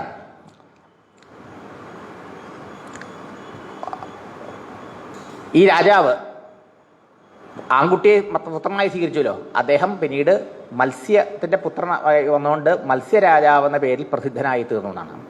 മത്സ്യരാജാവായി. മത്സ്യരാജാക്കന്മാരെയാണ് പിന്നീട് വിരാട രാജാവായിട്ട് പറയാം. ഈ പാണ്ഡവന്മാർ വനവാസക്കാലത്ത് ഏകാന്തവാസത്തിൽ അജ്ഞാതവാസം കഴിഞ്ഞത് വിരാട രാജ്യത്തല്ലേ. അപ്പോൾ വിരാട രാജാക്കന്മാരായത് ഈ മത്സ്യരാജാവായിട്ട് പറയാം. ഈ പെൺകുട്ടിയെ മത്സ്യഗന്ധി ആയതുകൊണ്ട് മഹാരാജാവ് വിവാഹം കഴിക്കണമെന്ന് ആഗ്രഹിച്ചെങ്കിലും വിവാഹം കഴിക്കാതെ മുക്കുവനും തിരിച്ചു കൊടുത്തു. ആ മത്സ്യഗന്ധിയാണ് കാളി എന്നും സത്യവതി എന്നും ഒക്കെ പ്രസിദ്ധമായി തീർന്ന വേദവ്യാസ മഹർഷിയുടെ അമ്മാനത്തം. അപ്പോൾ വാസവ്യാം ജനിച്ചു എന്നല്ലേ ഇവിടെ ശ്ലോകത്തിൽ പറഞ്ഞത്. ജാതപരാശരാൽ യോഗി, മഹായോഗീശ്വരനായ പരാശരൻ്റെ പുത്രനായിട്ട് ശ്രീഹരിയുടെ കലാവതാരമായിട്ട് വാസവിയിൽ ജനിച്ചു. അപ്പോൾ വാസവി ആരാണ്? ഈ ഉപരിചര വസുവിൻ്റെ ശരിക്കും അദ്ദേഹത്തിൻ്റെ മകൾ തന്നെയാണല്ലേ. അദ്ദേഹത്തിൻ്റെ ബീജം അദ്രികന്യക ആ ശാപം കൊണ്ട് മത്സ്യമായി അതിന് കിട്ടി, അത് പിന്നെ മുക്കുവന് കിട്ടി, അത് തന്നെ തിരിച്ചു വന്നു. പിന്നെ അതിനെ മക്കുവിന് വളർത്താൻ കൊടുത്തു. അങ്ങനെയാണ് മുക്കുവത്തിയായത്. ശരിക്കും പറഞ്ഞാൽ അപ്പോൾ സത്യവതി ആരാണ്? രാജകുമാരിയാണ്. അപ്പോൾ ആ വാസവിയിൽ ആണ് പരാശരൻ്റെ പുത്രനായിട്ട് യോഗീശ്വരനായ ഈ വേദവ്യാസ മഹർഷി അവതരിച്ചത്. സ കഥാചിൽ സരസ്വത്യാം ഉപസ്പൃശ്യ ജലം ശുചി വിവിക്ത ഏക ആസീനഃ ഉദിതേ രവിമണ്ഡലേ. ഒരിക്കൽ രാവിലെ അദ്ദേഹം എഴുന്നേറ്റ് കുളിയൊക്കെ കഴിഞ്ഞ് സൂര്യന് അർഘ്യപാദ്യാദികളൊക്കെ കൊടുത്ത് ആ ശമ്യാപ്രാസം എന്നു പേരുള്ള ആ സരസ്വതി നദി തീരത്തുള്ള ബദരികാശ്രമത്തിലുള്ള തൻ്റെ ആശ്രമത്തിൽ അങ്ങനെ ഏകാന്ത ഭഗവത് ചിന്തനത്തിൽ മുഴുകി ഇരിക്കണം. ആ സമയത്ത് അദ്ദേഹം ആലോചിച്ചു, പരാവരജ്ഞ ഋഷി കാലേന അവ്യക്തരംഹസ യുഗധർമ്മവ്യതികരം പ്രാപ്തം ഭുവി യുഗേ യുഗേ. അങ്ങനെ ഏകാന്തത്തിൽ നിന്ന് ധ്യാനിച്ച സമയത്ത് അദ്ദേഹത്തിന് മനസ്സിലായി, പരാവരജ്ഞ എന്നാണ് അദ്ദേഹനെ പറയണത്. ഇതെന്താ പരാവരജ്ഞലോ? കഴിഞ്ഞു പോയതും ഇപ്പം നടക്കുന്നതും വരാൻ പോകുന്നതുമായ എല്ലാ കാര്യങ്ങളും അറിയാൻ കഴിയുള്ള ആൾ. അത് തന്നെ പറഞ്ഞു യോഗിയാണ് അദ്ദേഹം. പിന്നെ ഹരിയുടെ അംശമായി അവതരിച്ച ആളാണ്, സർവജ്ഞനാണ്, എല്ലാം അറിയുന്ന ആളാണ്. അങ്ങനെയുള്ള അദ്ദേഹം ആലോചിച്ചു, കാലത്തിൻ്റെ ഭയങ്കരമായ പ്രവാഹത്തിൽ ഈ യുവധർമ്മങ്ങൾക്കൊക്കെ മാറ്റം സംഭവിച്ചുകൊണ്ടിരിക്കണു, ധർമ്മങ്ങളൊക്കെ മാറിക്കൊണ്ടിരിക്കണു. അത് മാത്രമല്ല, ഭൗതികാനാം ച ഭാവാനാം ശക്തിഹ്രാസം ച തൽകൃതം അശ്രദ്ധധാനാൻ നിസ്സത്വാൻ ദുർമേധാൻ ഹൃദിതായുഷഃ. ഈ കാലം ഇങ്ങനെ പോണ സമയത്ത്, കലികാലമൊക്കെ ആവണ സമയത്ത്, ഇപ്പോൾ ദ്വാപരത്തിലാണല്ലോ സംഭവിച്ചത്. ഇനിയിപ്പോൾ കലികാലത്തിൽ ദ്വാപരത്തിലെ ധർമ്മങ്ങളും നടക്കാൻ പറ്റില്ല. പ്രാണികൾക്കൊക്കെ ദേഹബലം കുറഞ്ഞു വരിക, ആളുകൾക്കൊക്കെ ദേഹത്തിൻ്റെ ബലം കുറഞ്ഞു വന്നു. പോരാ, വേണ്ട വിഷയത്തിൽ ശ്രദ്ധയില്ലാണ്ടാവണം. ധാർമ്മിക കാര്യങ്ങളിൽ, അധ്യാത്മ വിഷയങ്ങളിൽ, ഈശ്വര കാര്യത്തിൽ, മോക്ഷകാര്യത്തിലൊന്നും ശ്രദ്ധ ഇല്ലാണ്ടായി തുടങ്ങും. കലികാലത്തിൽ അങ്ങനെയാണ് കുറഞ്ഞു വരിക. മനസ്സിന് ബലം ഇല്ലാണ്ടാവുക, ദേഹത്തിന് ബലം കുറഞ്ഞു വരിക, ബുദ്ധിക്ക് ബലം ഇല്ലാണ്ടാവുക. ബുദ്ധിക്ക് ബലം ഇല്ലാണ്ടാവുന്നല്ലോ, ബുദ്ധിശക്തി കുറയുക, ഓർമ്മിക്കാൻ മേധാശക്തി എന്നൊക്കെ പറയില്ലേ, ഓർമ്മിക്കാനുള്ള കഴിവൊക്കെ കുറഞ്ഞു വരിക. അത് മാത്രമല്ല, ആയുസ്സും കുറഞ്ഞു വരണം. ഹ്രസിതായുഷ ദുർമേധാൻ, മേധാശക്തി, ബുദ്ധിശക്തി അത് കുറയുക. ഹ്രസിത ആയുഷ, ആയുസ്സും ഹ്രസ്വമായിട്ട് കുറഞ്ഞു കുറഞ്ഞു വരിക. ദുർഭഗാൻശ ജനാൻ വീക്ഷ്യ മുനിർദിവ്യേന ചക്ഷുഷ സർവവർണ ആശ്രമാണാം യത് ദദ്യോഹിതം അമോഘദൃക്ക്. പോരാ, ദുർഭഗാൻശ ജനാൻ, ആളുകളൊക്കെ ഭാഗ്യം കുറഞ്ഞവരായി തീരുക. എന്തൊക്കെ നല്ലത് ചെയ്താലും നല്ല അനുഭവം ഉണ്ടാവണില്ല, കഷ്ടാനുഭവങ്ങൾ ഉണ്ടാവുക. അതാണ് നിർഭാഗ്യം എന്ന് പറയുന്ന അർത്ഥം. ഭാഗ്യമില്ലാത്തവരാവുക. ഇങ്ങനെയൊക്കെയുള്ള ദോഷങ്ങൾ വരാൻ പോകുന്ന കാലഘട്ടത്തിൽ ഉണ്ടാകും എന്ന് കണ്ട, അങ്ങനെ കണ്ടു, ത്രികാലജ്ഞാനിയായതുകൊണ്ട് അദ്ദേഹത്തിന് ദീർഘദൃഷ്ടിയോട് കാണാൻ സാധിച്ചു. അപ്പം അദ്ദേഹം വിചാരിച്ചു, ഈ സർവ്വവർണ്ണത്തിലും സർവ്വ ആശ്രമത്തിലും പെട്ട ആൾക്കാർക്ക് ആത്യന്തികമായ ഹിതം, ശ്രേയസ്കരമായ കാര്യം എന്താണ്, എങ്ങനെയാണ് അവർക്കൊക്കെ പരമശ്രേയസ് ഉണ്ടാക്കി കൊടുക്കാൻ കഴിയുക എന്ന് അദ്ദേഹം ആലോചിച്ചു എന്നാണ്. സർവവർണ്ണ ആശ്രമാണാം ഹിതം ദദ്ധ്യൗ എന്നാണ്. സർവ ആശ്രമികൾക്കും സർവവർണികൾക്കും ഹിതകരമായത് എന്തെന്ന് അദ്ദേഹം ആലോചിച്ചു. അമോഘദൃക്ക്, ആരാണ് അദ്ദേഹം? അമോഘം, സർവജ്ഞനാണ്, വ്യർത്ഥമല്ലാത്ത ആലോചനയോടുകൂടിയ ആളാണ്. അദ്ദേഹത്തിൻ്റെ ആ ധ്യാനം ഒരിക്കലും വ്യർത്ഥാവില്ല, സഫലമാണ്. ഇപ്പം എന്താ മഹാത്മാക്കളുടെ സ്വഭാവം കാണിക്കുക? വീണ്ടും മഹാത്മാക്കൾ ആർക്ക് വേണ്ടി ജീവിക്കണം എന്ന് പറഞ്ഞേ? ആത്മാർത്ഥം, അവർക്ക് വേണ്ടിയിട്ടല്ല. പിന്നെയോ പരാർത്ഥമസവും, മറ്റുള്ളവർക്ക് വേണ്ടി ജീവിക്കണം എന്ന് ഇപ്പം പറഞ്ഞോളൂ അല്ലേ, പരീക്ഷത്തിൻ്റെ കഥ പറഞ്ഞപ്പോൾ. അപ്പോൾ വേദവ്യാസരെ പോലുള്ള മഹാത്മാക്കളോ സ്വാഭാവികമായിട്ടും ലോകാനുഗ്രഹത്തിന് വേണ്ടിയിട്ട് മാത്രമാണ്. അപ്പോൾ അവരാലോചിച്ചു, അദ്ദേഹം ആലോചിച്ചു, കാലം ഇങ്ങനെ പോകുമ്പോൾ ജനങ്ങൾക്കൊക്കെ സൽബുദ്ധി കുറഞ്ഞു വരണു, ധർമ്മനിഷ്ഠ കുറഞ്ഞു വരണു, ഈശ്വരഭക്തി കുറഞ്ഞു വരണു, തൻ്റെ ജീവനെ സംസാരത്തിൽ നിന്ന് മോചിപ്പിക്കേണ്ട ഈശ്വരപ്രാപ്തിയിലെ കാര്യത്തിൽ ശ്രദ്ധ കുറഞ്ഞു വരണു, ഓർമ്മശക്തി കുറഞ്ഞു വരണു, ദേഹബലം കുറഞ്ഞു വരണു, മനോബലം കുറഞ്ഞു വരണു, പാവങ്ങൾ ഭാഗ്യഹീനന്മാർ ദുഃഖിതന്മാരായി തീരണു. ഇവർക്കൊക്കെ ആത്യന്തികമായ ശ്രേയസ്, ഭഗവത് പ്രാപ്തിക്കുള്ള മാർഗം എന്താണ്, എങ്ങനെയാണ് ഇവർക്ക് നന്മ ചെയ്യാന്ന് അദ്ദേഹം ഇങ്ങനെ ആലോചിച്ചു. അങ്ങനെയുള്ള മഹാത്മാക്കളുടെ ചിന്ത ഒരിക്കലും വ്യർത്ഥമാകില്ല. അതാണ് അമോഘദൃക്ക് എന്ന് പറഞ്ഞത്. ആട്ടെ, അപ്പം അദ്ദേഹം ആലോചിച്ചു, ജനങ്ങൾക്കൊക്കെ മനഃശുദ്ധി ഉണ്ടായാലേ നമുക്ക് ഭഗവാനെ അറിയാൻ പറ്റുള്ളൂ. ഭഗവാൻ ഉണ്ട് നമ്മുടെ ഉള്ളിൽ നിന്ന് പറഞ്ഞിട്ട് കാര്യമില്ല. ശുദ്ധമായ മനസ്സുകൊണ്ട് മാത്രമേ ആ ഭഗവത് അനുഭവവും ശാശ്വതത്വവും കിട്ടാൻ പറ്റുള്ളൂ. അതിനുള്ള മാർഗം എന്താ? അതിനുള്ള മാർഗമാണ് യജ്ഞ ആചരണം എന്നർത്ഥം. ചാതുർഹോത്രം കർമ്മശുദ്ധം ജനാനാം വീക്ഷ്യ വൈദികം വ്യദസാൽ യജ്ഞസന്തത്യൈ വേദമേകം ചതുർവിധം. ചാതുർഹോത്രം എന്ന് പേരുള്ള വേദോക്ത കർമ്മം, വേദത്തിൽ പറഞ്ഞ കർമ്മം ജനങ്ങളെ അനുഷ്ഠിച്ചാൽ വേഗം അവരെ പരിശുദ്ധരാക്കി തീർക്കും എന്ന് ജ്ഞാനദൃഷ്ടി കൊണ്ട് ധ്യാനിച്ചപ്പോൾ വേദവ്യാസ മഹർഷിക്ക് മനസ്സിലായി. എന്താ ചാതുർഹോത്രം? 4 പേര് കൂടി ചെയ്യേണ്ടതാണ്.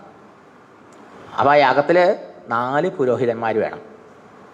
ബ്രഹ്മാവ്, ഒരാൾ ബ്രഹ്മാവായിരിക്കണം, ബ്രഹ്മാവ് സാക്ഷിയാണ്. മറ്റുള്ളവർ എന്തെങ്കിലും മന്ത്രം ചെല്ലുമ്പോൾ എന്തെങ്കിലും പിഴവോ കുറവോ വരണമെങ്കിൽ ഒക്കെ ടൈമിൽ പറഞ്ഞു കൊടുക്കാനുള്ള ആളാണ്. അയാൾ ഒന്നും ചെയ്യുന്നില്ല, പക്ഷേ എല്ലാം അറിയുന്ന ആളാവണം. ഹോതാവ്, ഹോമിക്കുന്ന ആൾ, അധ്യജു, അഗ്നീന്ദ്രൻ, ഇങ്ങനെ 4 പുരോഹിതന്മാർ ചേർന്ന് ചെയ്യേണ്ട ഒരു യാഗമാണ് ഈ ചാതുർഹോത്രം. ഈ യജ്ഞം എന്ന വാക്ക് എന്താണ്? യജ്ഞം എന്ന് പറഞ്ഞാൽ ഈശ്വരാർപ്പണമായി ചെയ്യുന്ന കർമ്മമാണ്. ഈശ്വരാർപ്പണമായി കർമ്മം ചെയ്യുന്നതുകൊണ്ടാണ് നമ്മുടെ മനസ്സ് ശുദ്ധമാകുക എന്നർത്ഥം. അന്നത്തെ കാലഘട്ടം യാഗങ്ങളുടെ യജ്ഞത്തിൻ്റെയാണ്. അപ്പോൾ ഈ യാഗത്തെക്കുറിച്ച് അദ്ദേഹം ആലോചിച്ചു. ഇത് വേണ്ട പോലെ ചെയ്താൽ ഞങ്ങൾക്ക് മനഃശുദ്ധി ഉണ്ടാകും. മനഃശുദ്ധി ഉണ്ടായാലേ ഈശ്വരപ്രാപ്തിക്കുള്ള ജിജ്ഞാസക്ക് ആൾക്കാർക്ക് ഉണ്ടാവുള്ളൂ. ഇത് മനസ്സിലാക്കിയ അദ്ദേഹം ഓരോരുത്തർക്കും ശുദ്ധി ഉണ്ടാവാൻ വേണ്ടി, ഈ യാഗത്തിൽ താല്പര്യം ഉണ്ടാവാൻ വേണ്ടി വേദത്തെ വിഭജിച്ചു. അപ്പോൾ വേദം അങ്ങനെ ഇരുന്ന് കഴിഞ്ഞാൽ അത് ആൾക്കാർ പഠിച്ചാലും ഇതൊക്കെ അനുഷ്ഠിക്കുള്ളൂ, വേദത്തിൽ പറഞ്ഞ മാതിരി ജീവിക്കുള്ളൂ. അതിനുവേണ്ടി ഒന്നായിരുന്ന വേദത്തെ ഏകം വേദം ചതുർവിധം വ്യദധാ, ഏകമായിരുന്ന വേദത്തെ 4ആക്കി അദ്ദേഹം വിഭജിച്ചു. വിഭജിച്ചതുകൊണ്ടാണ്, വേദവിഭജനം ചെയ്തുകൊണ്ടാണ് വ്യാസൻ ആയത്, വ്യസിച്ചതുകൊണ്ട്. ഋഗ്യജുസ്സാമാഥർവാഖ്യ വേദാ ചത്വാര ഉദ്ധൃതാഃ ഇതിഹാസ പുരാണം ച പഞ്ചമോ വേദ ഉച്യതേ. ഋക്ക്, യജുസ്, സാമം, അഥർവം എന്നീ പേരുകളോടുകൂടി, ആഖ്യാനിച്ച പേര് ഋക്ക്, യജുസ്, സാമം, അഥർവം എന്നിങ്ങനെ ഈ വിഭജിച്ച വേദത്തെ, ഒരു വേദത്തിന് 4 ഭാഗമാക്കിയതാ, അതിന് 4 പേരുകളും ഇട്ടു എന്നർത്ഥം. പിന്നീട് ഈ വേദസാരങ്ങളെ തന്നെ ഇതിഹാസ പുരാണം ച പഞ്ചമോ വേദ ഉച്ചതേ, ഇതിഹാസങ്ങളും പുരാണങ്ങളും എന്ന രൂപത്തിൽ എഴുതി. അപ്പോൾ വേദം തന്നെയാണ് ഈ 4ആയി വിഭജിക്കപ്പെട്ടത് ജനങ്ങൾക്ക് പഠിക്കാൻ സൗകര്യത്തിന് വേണ്ടിയിട്ട്. ആ വേദങ്ങളുടെ തന്നെ താല്പര്യത്തെ ഇതിഹാസങ്ങളായും പുരാണങ്ങളായിട്ടും പിന്നെയും ചെയ്തു. അതുകൊണ്ട് ഇതിഹാസ പുരാണങ്ങൾക്ക് 5ാമത്തെ വേദമെന്നും പറഞ്ഞു വരുള്ളൂ എന്നർത്ഥം. ഇനി ഇതൊക്കെ ആരെ പഠിപ്പിച്ചു? അദ്ദേഹം ഒന്നായിരുന്ന വേദത്തെ ലോകമംഗളത്തിന് വേണ്ടി വിഭജിക്കാൻ തീരുമാനിച്ചു.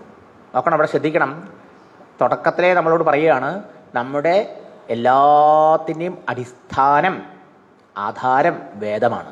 വേദോഖിലോ ധർമ്മമൂലം. ധർമ്മമാണ് ജീവിതത്തിൻ്റെ അടിത്തറ. ആ ധർമ്മത്തിൻ്റെ ആധാരം അഥവാ അതിൻ്റെ സോഴ്സ് എന്താണ്? വേദമാണ്. അത്രയും അർത്ഥം.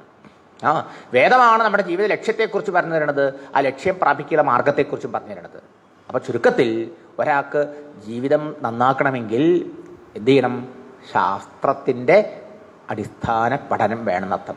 അടിസ്ഥാന ശാസ്ത്രത്തിൻ്റെ പഠനമില്ലായ്മയാണ് നമ്മുടെ സമാജത്തിൽ, പ്രത്യേകിച്ചും നമ്മുടെ ഇടയിൽ, ഹിന്ദുക്കളുടെ ഇടയിൽ വന്നുകൊണ്ടിരിക്കുന്ന അപചയത്തിൻ്റെ കാരണം എന്നർത്ഥം. മറ്റുള്ളവർക്ക് അവരെ മതഗ്രന്ഥങ്ങൾ പഠിക്കുമ്പോൾ നമ്മൾ മതഗ്രന്ഥം പഠിക്കണില്ല. അപ്പോൾ അടിസ്ഥാന ശാസ്ത്രം വെറും റിച്വൽസ് ചെയ്തുകൊണ്ട് കാര്യം ആയില്ല എന്നർത്ഥം. ശാസ്ത്ര പഠനവും കൂടി വേണം എന്നർത്ഥം. ഇവിടെ വേദവ്യാസ മഹർഷി ആദ്യം ചെയ്തെന്താ? ലോകത്തിന് ആത്യന്തികമായ നന്മ, സത്യന്തമായ നന്മ ഈശ്വരപ്രാപ്തി കൊണ്ടേ ഉള്ളൂ. അത് സാധിക്കണമെങ്കിൽ എന്ത് ചെയ്യണം? ധർമ്മത്തിനെ അറിയണം. അത് വേദത്തിലാണ് പറഞ്ഞിട്ടുള്ളത്. അതുകൊണ്ട് ആ വേദത്തെ സാമാന്യക്കാരനൊന്നും പഠിച്ച് മനസ്സിലാക്കാൻ പറ്റില്ല.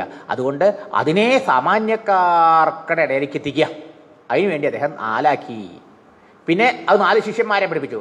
ആ ഓരോ ശിഷ്യന്മാരും അവരുടെ ശിഷ്യന്മാർക്കും ഇങ്ങനെ പറഞ്ഞു കൊടുത്ത് പ്രചരിപ്പിച്ച് എത്രയോ ഒരു മരത്തിന് ശാഖകളും ഉപശാഖകളും അല്ലേ, കൊമ്പും ജില്ലയും ഒക്കെ ഉണ്ടാവണ മാതിരി ഈ വേദങ്ങൾക്ക് അനേകം കൈവഴികൾ അഥവാ ശാഖകൾ ഉണ്ടായിന. അങ്ങനെ 1100-ലധികം ഒരു വേദം 1100-ലധികം പ്രകാരത്തിൽ ലോകത്തിൽ സാധാരണക്കാരുടെ ഇടയിലേക്ക് ഇറങ്ങി വന്നു. ഇങ്ങനെ ഏതെങ്കിലും ഒരു വഴിയിലൂടെ പോയിട്ട് ആ വേദത്തിൻ്റെ മർമ്മം ഒന്ന് മനസ്സിലാക്കി ജീവിതം ധന്യമാക്കട്ടെ ജനങ്ങൾ എന്ന് വിചാരിച്ചിട്ട്. അപ്പം എത്ര വലിയ കാര്യം ചെയ്തത്! നമോസ്തുതേ വ്യാസ വിശാലബുദ്ധേന്ന് വേദവ്യാസ മഹർഷിയെ നമ്മൾ നമസ്കരിക്കുന്നത് ചുമ്മാണോ? ദീർഘദർശിത്വമുണ്ട് അദ്ദേഹത്തിന്. ത്രികാലജ്ഞാനിയാണ് അദ്ദേഹം. ജനങ്ങളുടെ ഈ കഴിവില്ലായ്മ, യുഗങ്ങൾ മാറുന്നതനുസരിച്ച് കാലം കൊണ്ട് ധർമ്മത്തിലുണ്ടാവുന്ന അപജയം,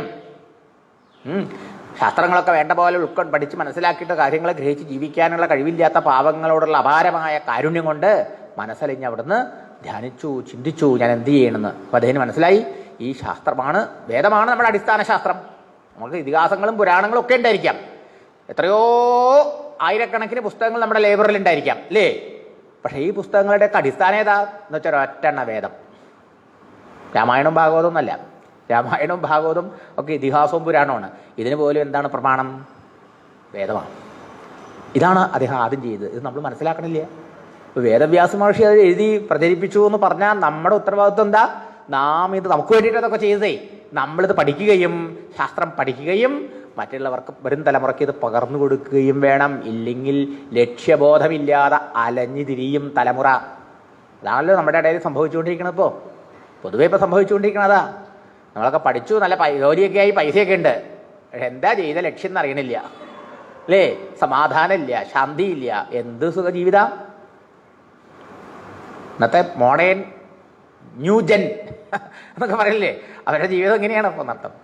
പഴയ ആൾക്കാർക്ക് ഒരു ജീവിത ലക്ഷ്യമുണ്ടായിരുന്നു, ധർമ്മമാണ് അടിത്തറ, അത് മനസ്സിലാക്കി കൊടുത്തായിരുന്നു. ഇന്നിപ്പോൾ അതൊന്നും അറിയില്ല. കാശുണ്ടാക്കൽ മാത്രം. എന്തിനാ കാശുണ്ടാക്കണമെന്ന് അറിയുന്നില്ല. കാശുണ്ടാക്കി ആ കാശ് പോരാണ്ടാവണോ ചികിത്സിക്കാൻ ചെയ്യുമ്പോൾ. അതാ സന്ദർഭോചിതമായിട്ട് പറയാ വെച്ചാൽ ഈ ശാസ്ത്രം നമ്മുടെ ജീവിതവുമായി ബന്ധപ്പെടുത്തി പഠിച്ചില്ലെങ്കിൽ എന്താ പ്രയോജനം? പണ്ട് വേദവ്യാസ മഹർഷി ദ്വാപരത്തിൽ ചെയ്ത കാര്യം ഇപ്പം നമ്മളിവിടെ ഇന്ന് ഈ 4 മണിക്ക് ചർച്ച ചെയ്യണത്. അതുകൊണ്ട് എന്താ നമുക്ക് പ്രയോജനം ഉണ്ടാവണ്ടേ? അതിൻ്റെ പ്രയോജനം എന്താ? എന്തിന് വേദവ്യാസ മഹർഷി ചെയ്തോ അത് നമ്മൾ ഉൾക്കൊണ്ട് നാം ഓരോരുത്തരും അപ്രകാരം ചെയ്യേണ്ടിയിരിക്കുന്നു, ചിന്തിക്കേണ്ടിയിരിക്കുന്നു, പ്രവർത്തിക്കേണ്ടിയിരിക്കുന്നു.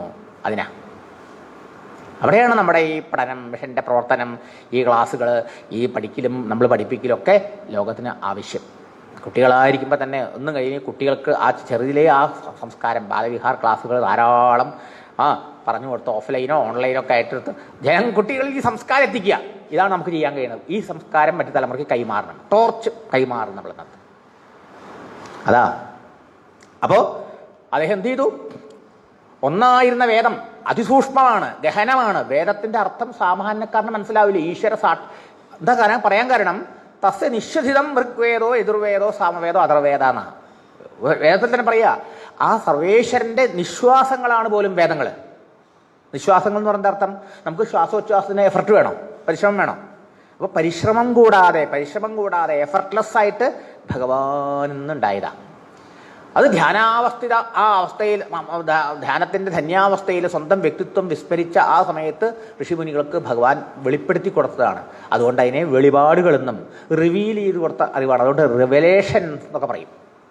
റിവീൽഡ് നോളേജാണ്, റെവലേഷൻസ് ആണ്, അതീന്ദ്രിയ ജ്ഞാനമാണത്. അപ്പം അതിനെ മനസ്സിലാക്കണമെങ്കിലോ ആ ലെവലിൽ ആധ്യാത്മികമായി ഉയർന്നവരാക്കേ പറ്റുള്ളൂ, വേദവ്യാസ മഹർഷിമാതിരി. അതുകൊണ്ടാണ് അദ്ദേഹം ആ വേദം അങ്ങനെ അവിടെ ഇരുന്ന അധികം ആൾക്കാർക്കൊന്നും പ്രയോജനം ഉണ്ടാവാൻ പോണില്ല. അതുകൊണ്ട് അതിനെ 4 വിഭജിച്ചു. എന്നിട്ടോ 4 ശിഷ്യന്മാർക്ക് പഠിപ്പിച്ചു. തത്ര ഋഗ്വേദധര പൈലഹ സാമകോ ജൈമിനി കവി വൈശമ്പായന ഏവൈകോ നിഷ്ണാദോ യുഷാമുദാം. തത്ര അതിലെ 4 ഋഗ്വേദധരഹ പൈലഹ, പൈലൻ എന്ന ശിഷ്യനെ ഋഗ്വേദം പഠിപ്പിച്ചു. 4 ശിഷ്യന്മാരെ ഓരോ വേദം പഠിപ്പിച്ചത് പ്രധാനമായിട്ട്. ജൈമിനി കവിഹി, കവിയും ദീർഘദർശിത്വവും ദൂരദർശനമൊക്കെ ഉള്ള ജൈമിനി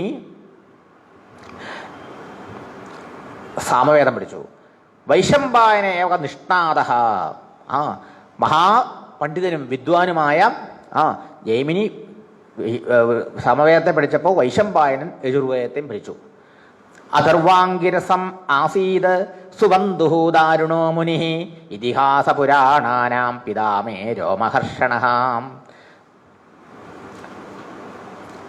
അഥർവവേദം പഠിച്ചത് ദാരുണ സുമന്തു എന്ന, ക്രൂരനായ സുമന്തു എന്ന മുനിയാത്രേ. എന്താ കാരണം? ഈ അഥർവവേദത്തിലാണ് ആഭിചാരാദികളാവുന്ന മന്ത്രവാദം ഇത്തരം ഉണ്ടല്ലോ, അതൊക്കെ അങ്ങനത്തെ പ്രയോഗങ്ങളൊക്കെ ഈ അഥർവവേദത്തിലെ ധാരാളമുള്ളത്. അപ്പോൾ അത് സാധാരണ ആരാ ചെയ്യുക? സാധാരണ മറ്റുള്ളവർക്ക് ദ്രോഹം ചെയ്യുന്ന പ്രവൃത്തികൾ ദക്ഷിണയ്ക്ക് വേണ്ടി ചെയ്യുക.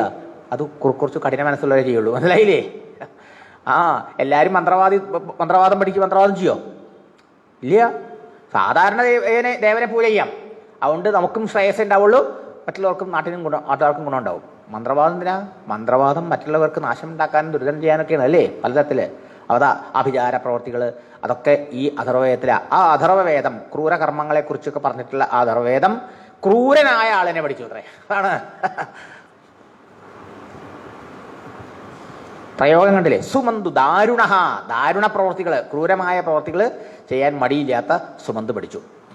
ഇതിഹാസ പുരാണാനം, വേദവ്യാസ മഹർഷി ആ വേദങ്ങളുടെ സാരത്തെ ഇതിഹാസം മഹാഭാരതമായിട്ടും പിന്നെ പുരാണങ്ങളായിട്ട് എഴുതിയല്ലോ. അതോ മേ പിതാ, എൻ്റെ പിതാവ്. കഥ പറയുന്നത് സൂതൻ അല്ലേ? ഇപ്പൊ ഉഗ്രശ്രവസ് എന്ന് പറഞ്ഞ സൂതനാണ്. അദ്ദേഹത്തിന്റെ പിതാവായ രോമഹർഷണൻ പഠിച്ചു.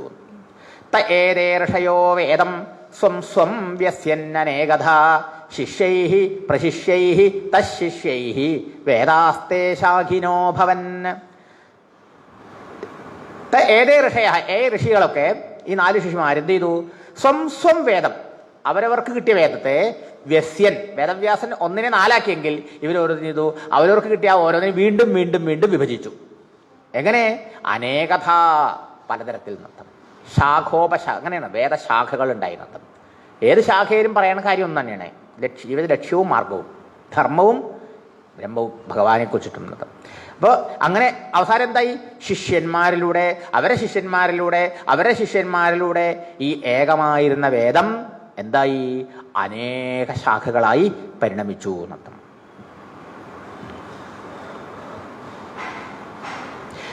തയേവ വേദാ ദുർമേധൈഃ ധാര്യന്തേ പുരുഷൈർയഥാ ഏവം ചകാര ഭഗവാൻ വ്യാസഃ കൃപണവത്സലഃ. അപ്പോ എന്തിനാ അങ്ങനെ ചെയ്തത് വേദവ്യാസ മഹർഷി? ദുർമേധൈഃ പുരുഷൈഃ യഥാ ധാര്യന്തേ. ആ വേദങ്ങൾ ദുർമേധൈഃ, ദുർമേധം വെച്ചാലോ ബുദ്ധി കുറഞ്ഞവര്, അല്പബുദ്ധികളായ ആൾക്കാര് എങ്ങനെയായാലും അവർക്കത് മനസ്സിലാക്കാൻ കഴിയുക? അപ്രകാരം ചെയ്യണം വെച്ചിട്ട് കൃപണവത്സലഃ, നമ്മളിൽ അപാരമായ കാരുണ്യമുള്ള, ദീനന്മാരോട് കാരുണ്യമുള്ള ആ വേദവ്യാസ മഹർഷി ഇപ്രകാരം അവരെ ശിഷ്യന്മാരും മുഖാന്തരം ഇതിനെ ഇപ്രകാരം അനേക ശാഖോപശാഖകളാക്കി വിഭജിച്ച് ലോകത്തിൽ പ്രചരിപ്പിച്ചു. അപ്പൊ ചുരുക്കത്തിൽ എന്തുണ്ടായി? വേദ പ്രചരണം. വേദപ്രചരണം തന്നെയാണ് നമ്മൾ നടക്കുന്നത്. വേദസാരമാണ് ഉപനിഷത്തുകൾ, ഭഗവത്ഗീത, അതിൻ്റെയൊക്കെ പ്രചരണം എന്ന് പറഞ്ഞാൽ വേദപ്രചരണമാണ്. ഭാഗവത പ്രചരണം വേദപ്രചരണം തന്നെ, രാമായണ പ്രചരണം വേദപ്രചരണം തന്നെ. മനസ്സിലായില്ലേ? ഇങ്ങനെ സാധാരണ ബുദ്ധി കുറഞ്ഞ ആൾക്കാരൊക്കെ ഇത് മനസ്സിലാക്കട്ടെ വെച്ചിട്ട് പ്രചരിപ്പിച്ചു. സ്ത്രീ ശൂദ്ര ദ്വിജബന്ധൂനാം ത്രയീനശ്രുതിഗോചരാം കർമ്മശ്രേയസി മൂഢാനാം ശ്രേയ ഏവം ഭവേദിഹ ഇതി ഭാരതമാഖ്യാനം കൃപയാ മുനിനാ കൃതം. അന്ന് കാലത്ത് ചില ആൾക്കാർക്കൊന്നും വേദം പഠിച്ചുകൂടാന്ന് പറഞ്ഞിരുന്നു. സ്ത്രീകള്, ശൂദ്രന്മാര്, ബ്രാഹ്മണരിൽ തന്നെ അധമന്മാരായ ആൾക്കാര്, അതാണ് സ്ത്രീ ശൂദ്ര ദ്വിജബന്ധു. ദ്വിജബന്ധു വെച്ചാൽ ബ്രാഹ്മണിൽ അധമരായിട്ടുള്ള ആൾക്കാർ. ഇവർക്കൊക്കെ വേദം പഠിക്കാം, കേൾക്കാം, പക്ഷെ അതിൻ്റെ സാരം മനസ്സിലാക്കി പ്രവർത്തിക്കാൻ പ്രയാസം. പൊതുവെ എന്താണ്, സത്വഗുണപ്രധാനന്മാരായ ആൾക്കാർക്ക് ഈ വേദത്തെ പഠിക്കാനും അതിനെ ഓർമ്മിക്കാനും അതിൻ്റെ അർത്ഥത്തെ ഗ്രഹിക്കാനും അത് ഉൾക്കൊണ്ട് പ്രവർത്തിക്കാനും ആവും ചുരുക്കം. അതുകൊണ്ടാണ് ബ്രാഹ്മണർക്കെന്ന് പറഞ്ഞത്. ഏത് കാലത്തും സത്വഗുണപ്രധാനം ആയ ആൾക്കാർക്കാണ് ഇതൊക്കെ പഠിക്കാനും അതിനെ ഓർമ്മിക്കാനും അതിനെ നിലനിർത്താനും പ്രചരിപ്പിക്കാനും കഴിയുള്ളൂ. ഈവൻ ടുഡേ ഭാഗവതം നാരായണീയം പോലെ എടുക്കും അല്ലേ? എല്ലാവരും പഠിക്കേണ്ടത് നമ്മൾ. പക്ഷേ സത്വഗുണമുള്ളവരോ ആ ശ്ലോകങ്ങളൊക്കെ വൈഹാർട്ട് ചെയ്യും, ആ ശ്ലോകങ്ങളുടെയൊക്കെ അർത്ഥം മനസ്സിലാക്കും, അത് നല്ലോണം ഉൾക്കൊള്ളും, അത് മറ്റുള്ളവർക്ക് പകർന്നു കൊടുക്കാൻ കഴിവുള്ളവരാവും. നേരെ മറിച്ച് രജോ ഗുണക്കാരാണെങ്കിൽ എപ്പോഴും ഒന്നും ഓർമ്മിക്കാൻ പറ്റില്ല അല്ലേ? തമോ ഗുണമാണെങ്കിലോ അർത്ഥം ഉൾട്ടയായിട്ട് മനസ്സിലാക്കും. ശരിയല്ലേ? ഏതു കാലത്തും അങ്ങനെ തന്നെയാണ് അർത്ഥം. ഒരു ഗ്രന്ഥത്തെ വേണ്ട പോലെ പഠിച്ച് അതിനെ ഉൾക്കൊണ്ട് അതിനെ പ്രവൃത്തിയിൽ കൊണ്ടുവരണമെങ്കിൽ സത്വഗുണം വളരെ പ്രധാനപ്പെട്ടതാണ്. അപ്പം അതില്ലാത്ത ആൾക്കാരാണ് സ്ത്രീ ശൂദ്ര ബന്ധു എന്നൊക്കെ മനസ്സിലാക്കിയാൽ മതി. അല്ലാണ്ട് ശരിക്കും പറഞ്ഞാൽ ശാസ്ത്രീയമായി അങ്ങനെയാണ്. സത്വഗുണപ്രധാനനാണ് ബ്രാഹ്മണൻ. അപ്പോൾ അവരെണക്കാണ് ഈ വേദം പഠിക്കേണ്ടത്. മറ്റുള്ള ആൾക്കാർ, അത് പറ്റാത്ത ആൾക്കാരുണ്ടല്ലോ സൊസൈറ്റിയിൽ. എല്ലാവരും സത്വികന്മാരല്ലല്ലോ, മിശ്രഗുണമുള്ളവരുണ്ട് അല്ലേ? മിശ്രമാണ് പലരുടെയും നില. അപ്പോൾ അവർക്കൊക്കെ ഈ ബെനിഫിറ്റ് ഉണ്ടാവണ്ടേ, വേദത്തിൻ്റെ ബെനിഫിറ്റ് കിട്ടണ്ടേ? അവർക്ക് ജീവിതം ധന്യമത വരണമല്ലോ. അത് മനസ്സിലാക്കിയിട്ട് വേദവ്യാസ മഹർഷി എന്ത് ചെയ്തു? കർമ്മശ്രേയസി മൂഢാനാം, തൻ്റെ ശ്രേയസ് എന്താണ് എന്ന് അറിയാത്ത മൂഢന്മാരായ ആൾക്കാർ ഈ ലോകത്ത് ധാരാളമുണ്ട് അല്ലേ? അവർക്കൊക്കെ ഈ വേദസാരം മനസ്സിലാക്കി തൻ്റെ ശ്രേയസിന് വേണ്ടി പ്രവർത്തിക്കാൻ പ്രയാസമാണ് എന്ന് മനസ്സിലാക്കി അവർക്കും ജീവിതത്തിൽ ഉന്നതി ഉണ്ടാവണം എന്ന് നിരീക്ഷിച്ചിട്ട് ആ അറിവില്ലാത്ത പാവങ്ങളെ അനുഗ്രഹിക്കണം എന്ന് നിരീക്ഷിച്ചുകൊണ്ട് കൃപയാ കരുണാമൂർത്തിയായ ആ മുനിന ഭാരതം കൃതം, മഹാഭാരതം രചിക്കപ്പെട്ടു. അപ്പം അതിനാണ് മഹാഭാരതം എഴുതുന്ന അർത്ഥം. നോക്കണം, അപ്പോൾ വേദം പഠിക്കാൻ കഴിയാത്തവർ എന്ത് ചെയ്യണം? മഹാഭാരതം പഠിക്കണം എന്ന്. പക്ഷെ നമ്മുടെ സംസ്കാരത്തിൽ, നമ്മുടെ ഇടയിൽ എന്താ ചിന്ത? ഭാരതം വീട്ടിൽ വെച്ചേ കൂടാ, കലഹം, യുദ്ധം ഉണ്ടാവും. ഭാരതം വയ്ക്കില്ല, ഇവനെ പഠിക്കുക, വായിച്ചു നോക്കും കൂടി ചെയ്യില്ലല്ലോ. നോക്കണേ, വേദമാണ് പഠിക്കേണ്ടത് അല്ലേ? അത് വെറുതെ ചൊല്ലല്ല, അർത്ഥബോധത്തോട് കൂടിയിട്ട് ആഴത്തിൽ. അതിന് കഴിയില്ലെങ്കിൽ ഭാരതമെങ്കിലും പഠിക്കണമെന്ന്.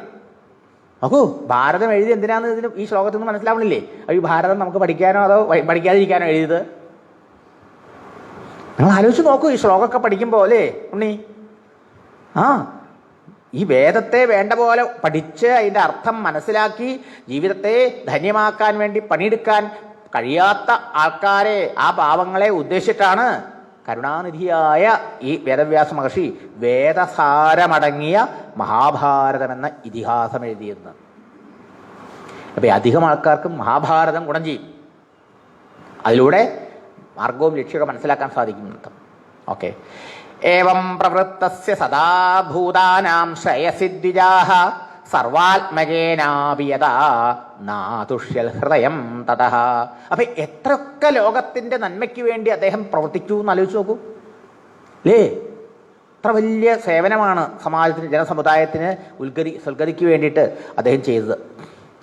നമുക്ക് മാർഗദർശനം ഇത്തരം ഗ്രന്ഥങ്ങളാണേ. അതൊക്കെ അദ്ദേഹം എഴുതി ലോകത്തിൽ ശിഷ്യന്മാരിലൂടെയും അവരെ ശിഷ്യന്മാരുടെയും ലോകത്തിൽ പ്രചരിപ്പിക്കുകയും ചെയ്തു. എന്നിട്ടും ന അതുഷ്യത് ഹൃദയം, അദ്ദേഹത്തിന് തൃപ്തി വന്നില്ല, അദ്ദേഹത്തിൻ്റെ ഹൃദയത്തിന് ഒരു കൃതാർത്ഥത അനുഭവപ്പെട്ടില്ല. അതായത് ഞാൻ ഇത്രയും പോരാ, ഇനി എന്തോ കൂടി ചെയ്യേണ്ടതുണ്ട് എന്ന തോന്നല്. എല്ലാം ചെയ്യേണ്ടതുപോലെ ചെയ്യേണ്ടപ്പോൾ ചെയ്താൽ ചെയ്തവനുണ്ടാവുന്ന ആ തൃപ്തിയുടെ പേരാണല്ലോ ആത്മസംതൃപ്തി, കൃതാർത്ഥത. അതുണ്ടായില്ല. അപ്പം അദ്ദേഹം തോന്നി എന്തോ കൂടി ഞാൻ ചെയ്യേണ്ടിയിട്ടുണ്ടെന്നും പോരാന്ന്. അതാണ് എന്ന് പറഞ്ഞ അർത്ഥം. ഇപ്പം ചെയ്ത ഈ ഗ്രന്ഥങ്ങളെ ഇതുപോലും പ്രയോജനപ്പെടുത്താത്തവരുണ്ട്. എങ്ങനെ? ഭാരതമൊക്കെ പഠിക്കാത്ത നമ്മളെ പോലെയുള്ള ആൾക്കാരുണ്ടല്ലോ. മനസ്സിലായില്ലേ? വേദം പഠിക്കാൻ പറ്റില്ലേ, പോട്ടെ, മഹാഭാരതം പോലും പഠിച്ച ആൾക്കാരല്ല നമ്മുടെ സൊസൈറ്റിയിൽ അധികവും. ശരിയല്ലേ? രാമായണവും മഹാഭാരതവും പഠിച്ചാൽ മനുഷ്യൻ പിന്നെ ഒന്നും പഠിക്കേണ്ടതില്ല എന്നാണ് മഹാത്മാക്കൾ പറയാറ്. പക്ഷേ അതൊന്നും പഠിക്കില്ല. അപ്പോൾ അവരുടെയൊക്കെ കഥ എന്താവും? പോക്കനേലേ. വേദവ്യാസ മഹർഷിയുടെ ദുഃഖത്തിൻ്റെ കാരണം എന്താണെന്ന് ഇപ്പോൾ മനസ്സിലായോ? ഇങ്ങനെയും സമൂഹത്തിൽ കുറേ ആൾക്കാരുണ്ട്, അപ്പോൾ അവർക്കൊക്കെ വേണ്ടത് ഞാൻ ചെയ്തിട്ടില്ല എന്നൊരു തോന്നൽ. അങ്ങനെ തോന്നിയിട്ടില്ല. പക്ഷേ അദ്ദേഹത്തിന് ഇത്രയൊക്കെ ചെയ്തിട്ടും, ലോകമംഗളത്തിന് വേണ്ടി ഇത്രയും നല്ല കാര്യങ്ങൾ ചെയ്തിട്ടും അതുഷ്യത്. അദ്ദേഹം ഇനി ഒന്നും ചെയ്യേണ്ട എന്നുള്ള ആ നിലയിലേക്ക് എത്തിയില്ല. കൃതാർത്ഥനായില്ല, സംതൃപ്തി ഉണ്ടായില്ല. ഒരു അസംതൃപ്തി അദ്ദേഹത്തിന്റെ മനസ്സിലുണ്ടായി എന്നർത്ഥം. നാദിപ്രസീദ ഹൃദയ സരസ്വത്യാസ്തടേഷുജൗ വിതർക്കയൻ വിവിക്തസ്ഥ ഇതം പ്രോവാചധർമ്മവിത്. എന്താണ് എനിക്ക് ഈ മനഃപ്രസാദം ഉണ്ടാവാതിരിക്കാൻ കാരണം? ഞാൻ എത്രയൊക്കെ നന്മ ലോകത്തിന് വേണ്ടി ചെയ്തുല്ലോ, എന്നിട്ടും എന്താ എനിക്കൊരു തൃപ്തി, ചാരിതാർത്ഥ്യം, കൃതാർത്ഥത തോന്നാത്തത് എന്ന് അദ്ദേഹം ആ സരസ്വതി തീരത്തുള്ള ശമ്യാപ്രാസ ബദരീനാഥിലാണല്ലോ അതിൻ്റെ ആശ്രമം. അവിടെ നിന്ന് അദ്ദേഹം ഇങ്ങനെ ആലോചനയിലാണ്ടു. ഞാൻ പലതും ചെയ്തുല്ലോ ലോകമംഗളത്തിന് വേണ്ടി, എന്നിട്ടും എന്താ എൻ്റെ മനസ്സിന് സന്തോഷം തോന്നാത്തത്? ധൃതവ്രതേന ഹിമയാ ഛന്ദാംസി ഗുരവോഗ്നയ മാനിതാ നിർവ്യളീകേന ഗൃഹീതം ചാനുശാസനം. അദ്ദേഹത്തിൻ്റെ ആത്മഗതം ഇവിടെ എഴുതിയിരിക്കുക. എന്താ അദ്ദേഹം വിചാരിച്ചത്? അങ്ങനെ അതീ തീരത്തിരുന്നുകൊണ്ട് ഞാൻ പലതും നല്ലത് ചെയ്തുല്ലോ, ബ്രഹ്മചര്യ വ്രതത്തോടുകൂടി ഞാൻ വേദങ്ങൾ പഠിക്കുകയും വേദത്തെ വേണ്ട പോലെ വ്യാഖ്യാനിക്കുകയും വിശ്വസിക്കുകയും ചെയ്ത് ലോകത്തിൽ പ്രചരിപ്പിച്ചു. ഗുരുക്കന്മാരെ ഞാൻ ആരാധിച്ചു, അല്ലേ? അഗ്നിയെ വേണ്ട പോലെ ആരാധിച്ചു.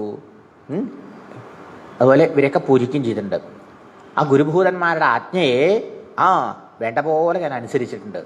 എന്നിട്ടും എന്താണ് എനിക്ക് തൃപ്തി വരാത്തത്?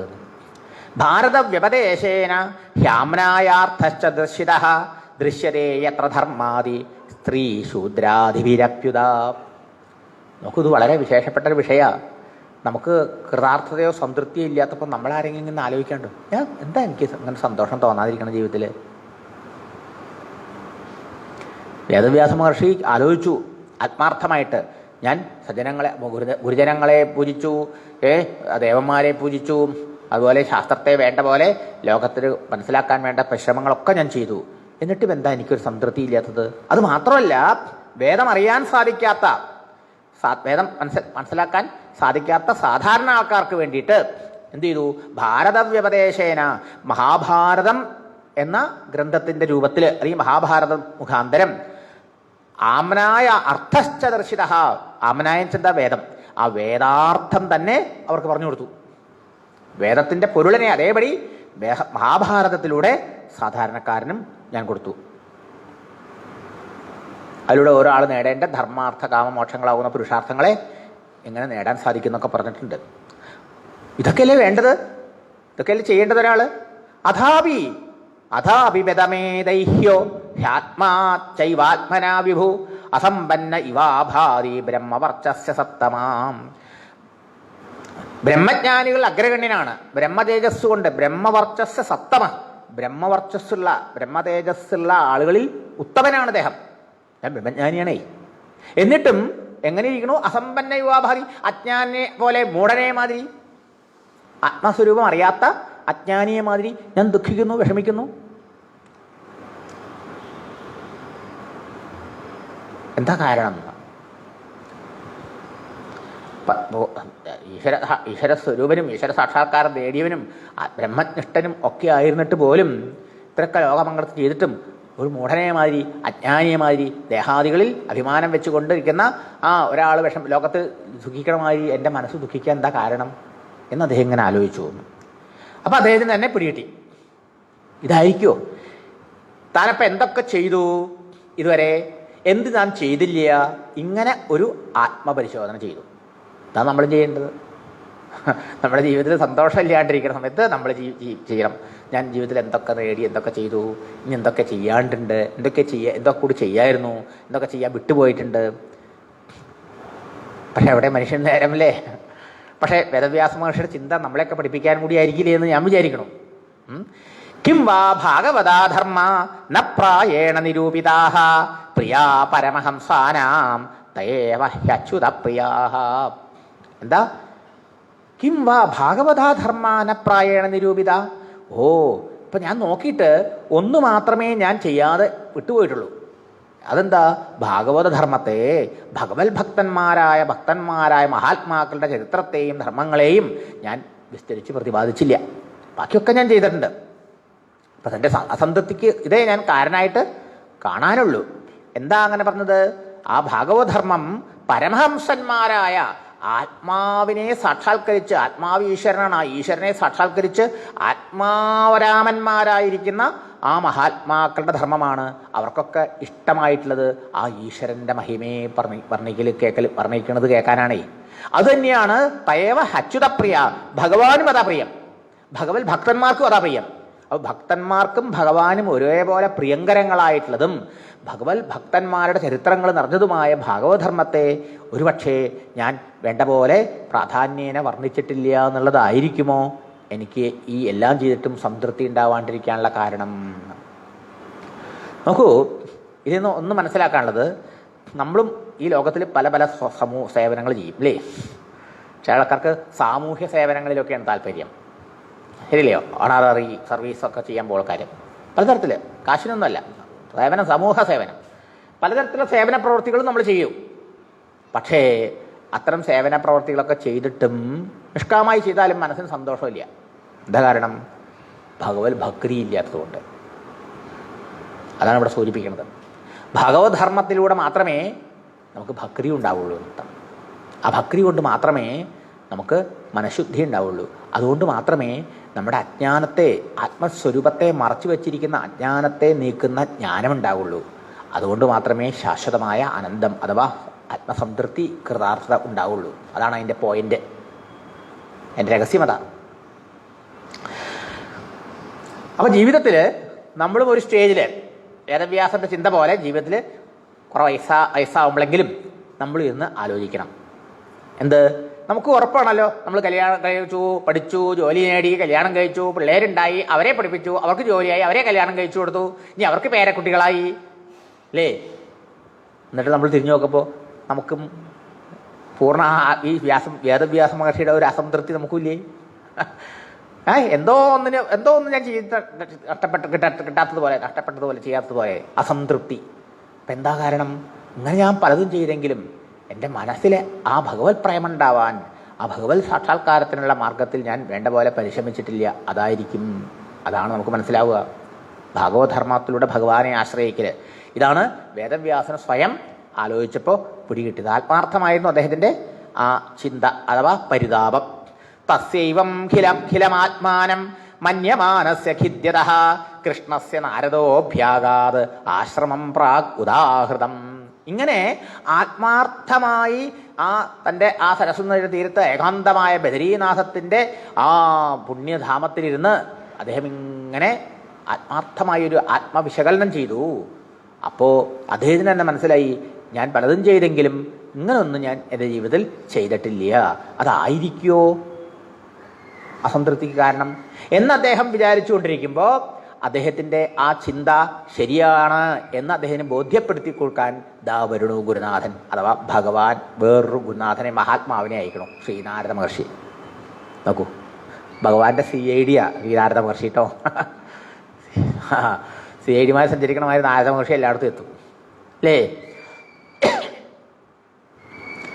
തസ്യൈവം ഖിലമാത്മാനം. ഇങ്ങനെ എന്താണ് എനിക്ക് ഇത്രയൊക്കെ ചെയ്തിട്ടും ആത്മസംതൃപ്തി ഉണ്ടാവാത്തത്? ഖിലം എന്താണ് എനിക്ക് ന്യൂനമായിട്ട്, എനിക്ക് കുറവുള്ള, എൻ്റെ കുറവ് എന്താണ് എന്നീ മന്യമാനസ എന്നിങ്ങനെ വിചാരിച്ചുകൊണ്ട് ഖിദ്യതഃ സങ്കടപ്പെട്ടുകൊണ്ട് വിഷമിച്ചുകൊണ്ടിരിക്കുന്ന തസ്യ അദ്ദേഹത്തിൻ്റെ അടുത്തേക്ക്, തസ്യ കൃഷ്ണസ്യ, നോക്കൂ, കൃഷ്ണൻ്റെ അടുത്തേക്ക്, കൃഷ്ണൻ്റെ അടുത്തേക്ക് ശ്രീകൃഷ്ണൻ്റെ അടുത്തേക്കല്ല, വേദവ്യാസനും കൃഷ്ണൻ എന്നർത്ഥമുണ്ട്. എന്താ കറുത്ത നിറായതുകൊണ്ടാ വേദം രസിച്ചുകൊണ്ട് വേദവ്യാസൻ, കൃഷ്ണദ്വൈപായ എന്നർത്ഥം. ദ്വീപിൽ ജനിച്ചുകൊണ്ട് ദ്വൈപായനൻ ആണ്. കൃഷ്ണസ്യ ആശ്രമം നാരദ അഭ്യഗാതനാണ്.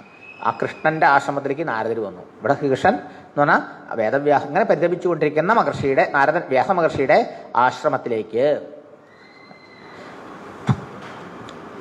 പ്രാഗുദാഹൃതം ആശ്രമം നേരത്തെ പറഞ്ഞല്ലോ. ആ സരസ്വതി തീരത്ത് ഏകാന്തമായ ബദരീനാഥത്തിലുള്ള സംയാപ്രാസം എന്ന് പറഞ്ഞ സ്ഥലത്താണ് അദ്ദേഹത്തിന്റെ ആശ്രമം എന്ന്. ആ ആശ്രമത്തിലേക്ക് ശ്രീനാരദ മഹർഷി കയറി വന്നു. തം അഭിജ്ഞായ സഹസ പ്രത്യുത്ഥായാഗതം മുനി പൂരയാമാസ വിധിവത് നാരദം സുരപൂജിതം. ഹേ, നാരദ മഹർഷിയെ കണ്ട സമയത്ത് വേദവ്യാസ മഹർഷി ഭക്തി ആദരവോടുകൂടി ചാടി എഴുന്നേറ്റ് അദ്ദേഹത്തിന്റെ കാൽക്കൽ വീണ് നമസ്കാരം ചെയ്ത് അദ്ദേഹനെ പാദപൂജ ചെയ്ത് നമസ്കരിച്ചു. എന്താ കാരണം? സുരപൂജിതം.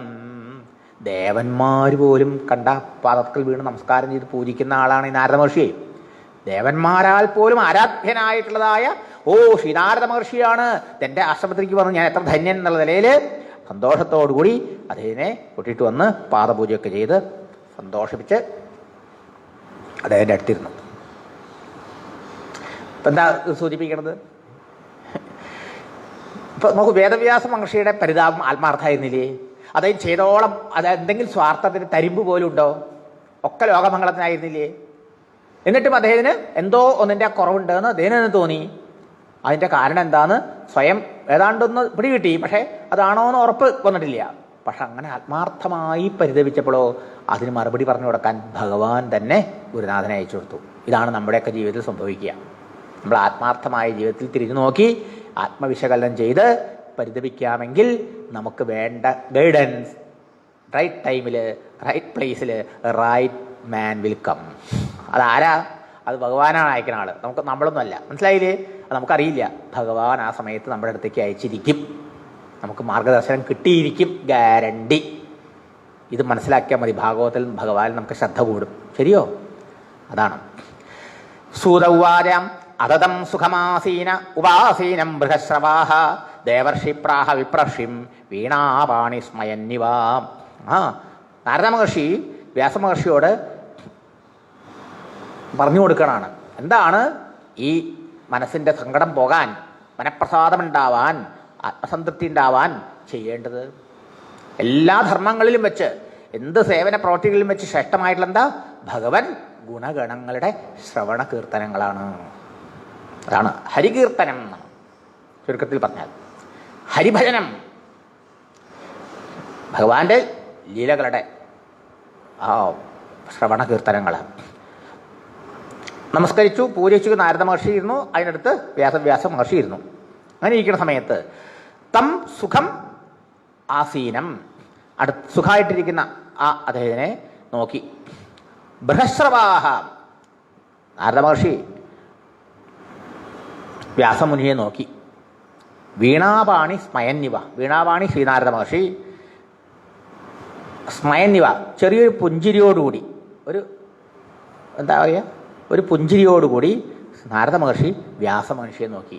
അല്ലെങ്കിൽ വ്യാസമഹർഷി നോക്കി ഒന്ന് പുഞ്ചിരിച്ചു. ആര്? നാരദ മഹർഷി. ആരാണ് അദ്ദേഹം? മഹാകീർത്തിമാനാണ്, ബൃഹശ്രവനാണ്. പോരാ, വീണാപാണിയാണ്. നാരദ മഹർഷിക്ക് ഭഗവാൻ തന്നെ മഹാവിഷ്ണു നേരിട്ട് കൊടുത്തക്കണമായി വീണ. എന്താ പുഞ്ചിരിയുടെ താല്പര്യം? നമുക്ക് പലയിടത്തും ഇങ്ങനെ പുഞ്ചിരി കാണാം. നമുക്ക് ശ്രീകൃഷ്ണ ഭഗവാൻ അർജുനൻ ഇങ്ങനെ കരഞ്ഞ് ആ യുദ്ധക്കളത്തിൽ ഇങ്ങനെ കുഴഞ്ഞു വീണ സമയത്ത് ഒരു പുഞ്ചിരി ഉണ്ടായി, ഇല്ലേ? വേദവ്യാസ മഹർഷി ഇങ്ങനെ വിഷമിച്ചിരിക്കാൻ കണ്ട സമയത്ത് നാരദന് പുഞ്ചിരി ഉണ്ടായി. കപിലവാസുദേവന് ദേവഹൂതി മാതാവിനെ കണ്ടപ്പോഴും ഇങ്ങനൊരു പുഞ്ചിരിയോട് കൂടിയിട്ടാണ് ഉപദേശം ആരംഭിച്ചത്. ഞാൻ പലയിടത്തും ഉണ്ട്. എന്താ അത്? അങ്ങനെ സങ്കടപ്പെടാൻ അർഹനല്ല എന്നർത്ഥം. യു ഡോണ്ട് ഡിസേർവ് എന്നർത്ഥം, അല്ലേ? മാ ശുച, ദുഃഖിക്കരുന്നല്ലേ പറഞ്ഞ കൃഷ്ണ ഭഗവാനും ഗീതോപദേശത്തിലൂടെ. നീ ദുഃഖിക്കേണ്ടവനല്ല, അജ്ഞാനം കൊണ്ടാണ് ദുഃഖം ഉണ്ടാവണമെന്ന്. പാരാശര്യ മഹാഭാഗ ഭവത കച്ചിതാത്മന പരിദുഷ്യരി ശാരീരാത്മാ മാനസേവാം. മഹാഭാഗ്യശാലിയായിട്ടുള്ളവനെ, മഹാഭാഗ, എന്തൊരു മഹാഭാഗ്യശാലി അങ്ങ്, എത്ര ധന്യനാങ്ങ്. അങ്ങ് ലോകമംഗളത്തിന് വേണ്ടി എത്രയാ നിഷ്കാമ സേവനം ചെയ്തത്. ഇത്രയൊക്കെ പ്രവൃത്തി ആരെങ്കിലും ചെയ്തിട്ടുണ്ടോ? അല്ലേ? പാരാശര്യ, പരാശരന്റെ പുത്രൻ. പരാശരന്റെ പുത്രൻ. ദാശരഥി എന്താ? ദശരഥന്റെ പുത്രൻ. ഭവതഃ ശാരീര മാനസഃ ആത്മാ പരിതുഷ്യതി. അങ്ങയുടെ ശരീരത്തിനും മനസ്സിനൊക്കെ സുഖം തന്നെയോ? അതായത് ചോദിക്കാൻ പറ്റുള്ളൂ. ദേഹസൗഖ്യവും മനസ്സൗഖ്യമൊക്കെ ഉണ്ടോ എന്നാണ് ചോദിച്ചത്. ജിജ്ഞാസിതം സുസമ്പന്നം അപിതേ മഹദത്ഭുതം കൃതവാൻ ഭാരതം യസ്ത്വം സർവാർത്ഥ പരിബൃംഹിതം. ചോദിക്കണം, അങ്ങക്ക് അറിയാത്തതായിട്ടൊന്നുമില്ല. ജിജ്ഞാസിതം സുസമ്പന്നം, ജിജ്ഞാസിച്ച അറിയേണ്ട കാര്യങ്ങളെല്ലാം സുസമ്പന്നം വേണ്ട പോലെ മനസ്സിലാക്കിയിട്ടുള്ള ആളാണ്. ഈ ലോകത്തിൽ അറിയേണ്ടതായിട്ടൊന്നുമില്ല അങ്ങക്ക്. എങ്ങനെയത് മനസ്സിലാകും? അത് മനസ്സിലാക്കാൻ കഴിയും. സർവാർത്ഥ പരിബ്രംഹിതം ഭാരതം കൃതവാൻ. എന്താ? അങ്ങ് സർവജ്ഞനാണ്, എല്ലാം അറിഞ്ഞവനാണ്, ഞങ്ങൾക്ക് അറിയേണ്ടതായിട്ടോ ബാക്കിയൊന്നുമില്ല എന്നുള്ള തെളിവാണ്, അതിന് ലക്ഷണമാണ് ധർമാർത്ഥ കാമ മോക്ഷങ്ങളെന്ന സകലവിധ പുരുഷാർത്ഥങ്ങളുടെയും ആ തത്വങ്ങൾ നിറച്ചു വെച്ചിട്ടുള്ള അതിബൃഹത്തും മഹത്തും ആശ്ചര്യകരവുമായ മഹാഭാരതം ലോകത്തിന് അങ്ങ് സംഭാവന ചെയ്തു എന്നുള്ളത്. ഈ മഹാഭാരത രചന കൊണ്ട് തന്നെ അങ്ങ് സർവജ്ഞനാണെന്ന് ബോധ്യമായി കഴിഞ്ഞു. കാരണം അതിൽ പറയേണ്ടതെല്ലാം പറഞ്ഞിട്ടുണ്ട്. അതെ. ജിജ്ഞാസിതം അധീതം ച യത്തത് ബ്രഹ്മസനാതനം അതാപി ശോചസ്യാത്മാനം അകൃതാർത്ഥ ഇവ പ്രഭോ. അപ്പൊ മഹാഭാരത രചന കൊണ്ട് തന്നെ അങ്ങ് സർവജ്ഞനാണെന്ന് തെളിഞ്ഞു, അങ്ങ് മഹത്തായ കാര്യങ്ങൾ ചെയ്തു കഴിഞ്ഞു. മാത്രല്ല, അങ്ങ് ആ സനാതനമായ ബ്രഹ്മതത്വത്തെ അറിഞ്ഞവനാണ്, സാക്ഷാത്കരിച്ചവനാണ്. സനാതനം, സനാതനം അറിയാലോ എന്നുള്ളതായ ബ്രഹ്മം, സനാതന വസ്തു ഈശ്വരനാണ്, പരമാത്മാവാണ്. അതിനെ ജിജ്ഞാസിതം, അതും അങ്ങ് വേണ്ട പോലെ വിചാരിതം, അതിനെക്കുറിച്ച് ചിന്തിച്ചിട്ടുണ്ട്, ചർച്ച ചെയ്തിട്ടുണ്ട്, അധീതം പഠിച്ചിട്ടുണ്ട്, അതിനെ സാക്ഷാത്കരിച്ചിട്ടുണ്ട്. അത് ബ്രഹ്മസൂത്രത്തിലേക്കുള്ള സൂചനയാണ് കേട്ടോ. ബ്രഹ്മസൂത്രത്തിൽ ഈ വേദങ്ങളിലെ സാരമായ ഉപനിഷത്തുക്കളിൽ പറഞ്ഞ ആ പരമാത്മവസ്തുവിനെ, പരബ്രഹ്മവസ്തുവിനെ പറഞ്ഞിരിക്കുന്ന ഉപനിഷത്ത് മന്ത്രങ്ങളെയൊക്കെ സമന്വയിപ്പിച്ചിരിക്കുകയാണ്.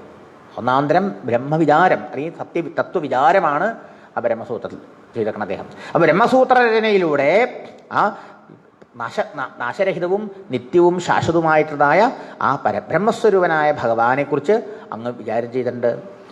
മാത്രമല്ല, ആ പരമാത്മസ്വരൂപം സാക്ഷാത്കരിച്ചവളാണ്, ബ്രഹ്മനിഷ്ഠനാണങ്ങ്. ഇത്രയൊക്കെ ചെയ്തിട്ടും അഥാപി, എന്നിട്ടും ശോചസി, അങ്ങ് സങ്കടപ്പെടുന്നു, ദുഃഖിക്കുന്നു. എങ്ങനെ? ആത്മാനമകൃതാർത്ഥയപ്പോ, ആത്മാവിനെ അറിയാത്തവനെ മാതിരി. ആത്മാവിനെ അറിയാത്തവർ അജ്ഞാനികളാണ്. അജ്ഞാനികൾക്ക് എപ്പോഴും ദേഹമനോബുദ്ധികളിലാണ് താതാത്മ്യം, അതുകൊണ്ട് ദുഃഖം ഉണ്ടാവും അല്ലേ? അങ്ങ് ആത്മാവിനെ അറിഞ്ഞ ആളല്ലേ? ആത്മാവിനെ അറിയാനുള്ള കാര്യങ്ങളൊക്കെ ബ്രഹ്മസൂത്രത്തിലൂടെ വിസ്തരിച്ചിട്ടുള്ള ആളല്ലേ? എന്നിട്ടും എന്താണ് അജ്ഞാനികളെ മാതിരി, അകൃതാർത്ഥനെ പോലെ ദുഃഖിക്കാൻ കാരണം? നോക്കണം, താൻ ചോദിക്കണമെന്ന് വിചാരിച്ച ചോദ്യം തന്നോട് ഇങ്ങോട്ട് ചോദിക്കുക നാരദ മഹർഷി. വേദവ്യാസ മഹർഷി ഒക്കെ ചെയ്തു, തനിക്കറിയാതെ. ബ്രഹ്മസൂത്രം എഴുതി, മഹാഭാരതം എഴുതി, വേദത്തെ ശിഷ്യപ്രശിഷ്യ പരമ്പരയെ ലോകത്തിൽ പ്രചരിപ്പിച്ചു. എന്നിട്ടും എന്താ എനിക്ക് ഒരു വിഷമം എന്ന് ആലോചിച്ചുകൊണ്ടിരിക്കുമ്പോഴാണ് നാരദൻ വന്നിട്ട് ധൈര്യം ചോദിക്കുന്നത്, അങ്ങ് ഇതൊക്കെ ഇങ്ങേമാതിരി ഇത്രയൊക്കെ ചെയ്തിട്ടുള്ള ആരെങ്കിലും ഉണ്ടോ ഈ ലോകത്തിൽ? എന്നിട്ടും എന്താ അങ്ങ് അജ്ഞാനിയമായി മൂഢനെ മാതിരി ഇങ്ങനെ വിഷമിക്കുന്നത്, സങ്കടപ്പെടുന്നത്?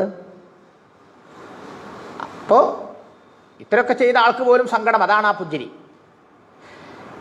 വ്യാസമഹർഷി പറഞ്ഞു, അസ്ത്യേവമേ സർവമിദം ത്വയോക്തം തഥാപിനാത്മാ പരിതുഷ്യതേ മേ തന്മൂലമവ്യക്തമഗാധബോധം പൃച്ഛാമഹേ ത്വാത്മഭവാത്മഭൂതം. പറയാണ്, അസ്തി ഏവം ഏവ, അങ്ങ് പറഞ്ഞതൊക്കെ ശരിയാണ്.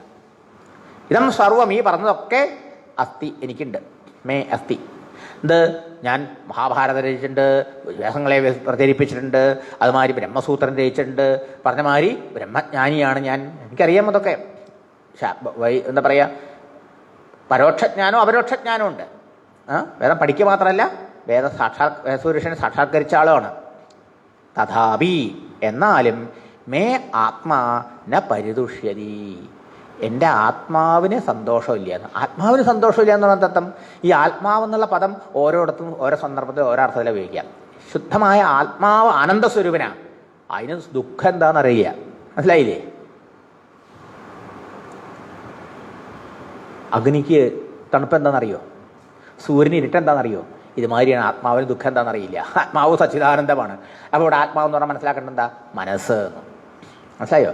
ഇങ്ങനെയൊക്കെ ആണെങ്കിലും എൻ്റെ മനസ്സിന് ഒരു സുഖം തോന്നണില്ല, ഒരു സന്തോഷം തോന്നണില്ല. അതാ ഞാനിത് ആലോചിച്ചിരിക്കുകയാണ്. ആ കാരണം മൂലം വെച്ചാൽ കാരണം. ഞാൻ ഇത്രയൊക്കെ ചെയ്തിട്ടുള്ള ആൾ അങ്ങ് പറഞ്ഞതൊക്കെ ശരിയാണ്. ഇത്രയൊക്കെ ഞാൻ ചെയ്തിട്ടും എന്തുകൊണ്ടാണ് എനിക്ക് സന്തോഷമുണ്ടാവാത്തത്? എൻ്റെ ദുഃഖത്തിൻ്റെ കാരണം എന്താണെന്ന് ഹേ നാരദ മഹർഷേ അങ്ങ് പറഞ്ഞു തരണേ. പൃച്ഛാമഹേ, ഞാൻ അങ്ങോട്ട് ചോദിക്കുക. എന്താ അങ്ങോട്ട് ചോദിക്കാൻ കാരണം? ആത്മഭൂതം, അങ്ങ് സാക്ഷാൽ ആത്മസ്വരൂപനായി എല്ലാവരെയും ഹൃദയത്തിൽ വാഴുന്ന ആദിനാരായണനായ ആ ഭഗവാന്റെ പുത്രനായ ബ്രഹ്മാവിൻ്റെ പുത്രനാണ്. ആണ് ആത്മഭവൻ എന്ന് പറഞ്ഞാൽ ആരാണ്? ആത്മാവിൽ നിന്ന് ഭവിച്ചവൻ ബ്രഹ്മാവ്. ആത്മഭൂതം എന്നാണ്. ആത്മഭവന്റെ ആത്മാവായി ഭവിച്ചവൻ. ഇവിടെ ആത്മഭവൻ വെച്ചാൽ ബ്രഹ്മാവ്. ആത്മാവാരാണ്? എല്ലാവരുടെയും ആത്മാവായിരിക്കണം ആരാ? ഹരി ദേഹഭൃതാമാത്മാ, ഭഗവാനാണ് എല്ലാവരുടെയും ആത്മാവ്. ആ ഭഗവാന്റെ പുത്രൻ ആരാ? ബ്രഹ്മാവ്. അവന്റെ പുത്രൻ നാരദൻ. അപ്പൊ അങ്ങക്ക് അറിയുന്നത്ര എനിക്കറിയില്ലല്ലോ. മാത്രല്ല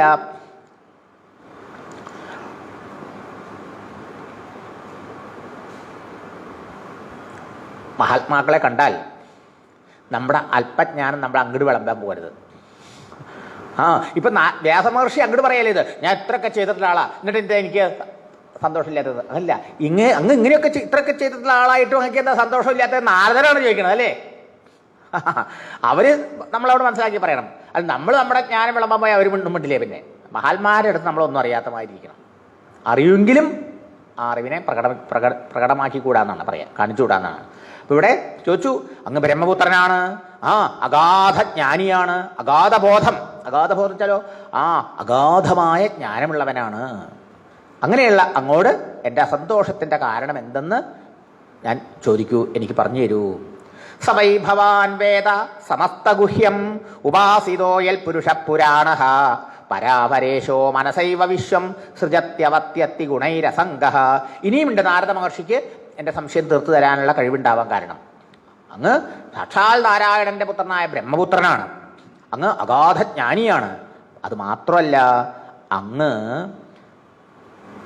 ഭവാൻ സമസ്തഗുഹ്യം വേദ, അങ്ങ് സകലമായ രഹസ്യത്തെയും അറിയുന്നു. ഈ പ്രപഞ്ച രഹസ്യം മുഴുവൻ അങ്ങേക്കറിയാം. എങ്ങനെ അങ്ങേക്കറിയാൻ കഴിയും? ഉപാസിത, അങ്ങ് ഉപാസന ചെയ്ത ആളാ. ആരെ? പുരാണപുരുഷ, പരമപുരുഷനായ ഭഗവാൻ ശ്രീമൻ നാരായണനെ എത്രയോ കാലം ഉപാസിച്ച ഭഗവാന്റെ പരമഭക്തനാണങ്ങ് എന്നതുകൊണ്ട് തന്നെ അങ്ങേക്ക് അറിയാത്തതായിട്ടൊന്നുമില്ല. ആരാണ് ഈ പുരാണപുരുഷനായ ഭഗവാൻ ശ്രീമൻ നാരായണൻ?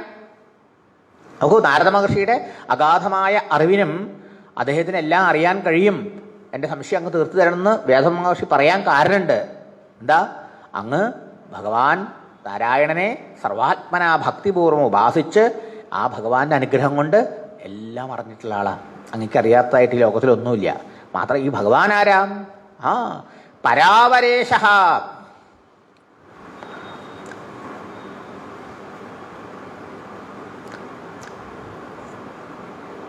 പരവും അപരവുമായ രണ്ടിനും ഈശ്വരനാണ്.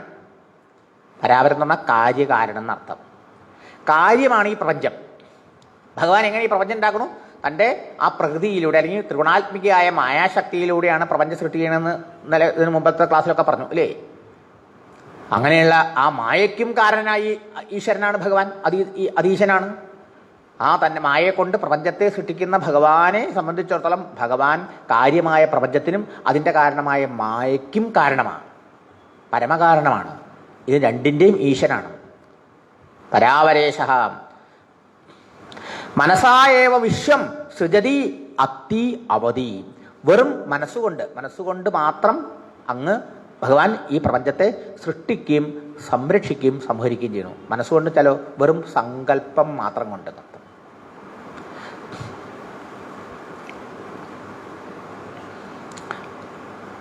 അങ്ങനെയുള്ള ആ ഭഗവാനെ ഭജിച്ച ആളല്ലേ അങ്ങ്?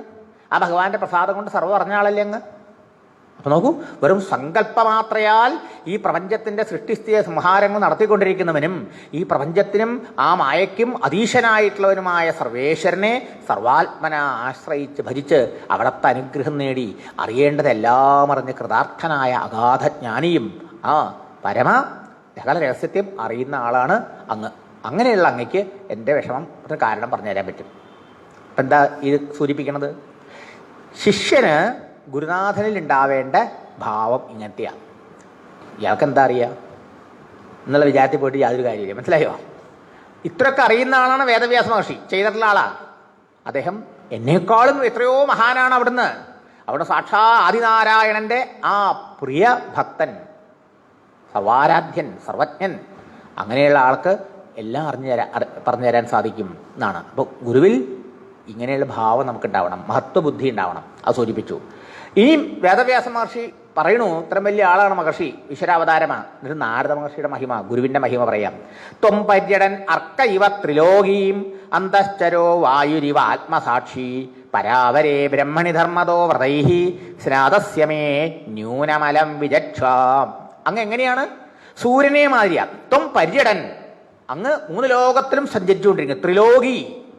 നാരദ മഹർഷിക്ക് ഈ ലോകത്തിൽ എവിടെ വേണമെങ്കിൽ എപ്പോൾ വേണമെങ്കിൽ ചെല്ലാം. പാസ്പോർട്ടും വിസയൊന്നും ആരും ചോദിക്കില്ല. ബ്രഹ്മാണ്ടത്തിനകത്തും പുറത്തും സദാ കയറി ചെല്ലാം. എന്താപ്പം നാരദ മഹർഷി വന്നത് കുറച്ചു നേരം വെയിറ്റ് ചെയ്യുമെന്ന് ആരും പറയില്ല. വേറെ വല്ലവരോടൊക്കെ പറഞ്ഞു തരും. മനസ്സിലായോ? രാവണന്റെ സദസ്സിലും പോവാം, ഹിരണ്യാക്ഷന്റെ സദസ്സിലും പോവാം. ഏത് അസുരന്മാരും രാക്ഷസന്മാരുടെ അടുത്തും നാരദ മഹർഷിക്ക് കയറി ചെല്ലാം, ദേവന്മാരുടെ അടുത്തും മനുഷ്യരുടെ അടുത്തും. അല്ലേ? ഇങ്ങനൊരു സ്വാതന്ത്ര്യം വേറെ ആരുമില്ല നർത്തം.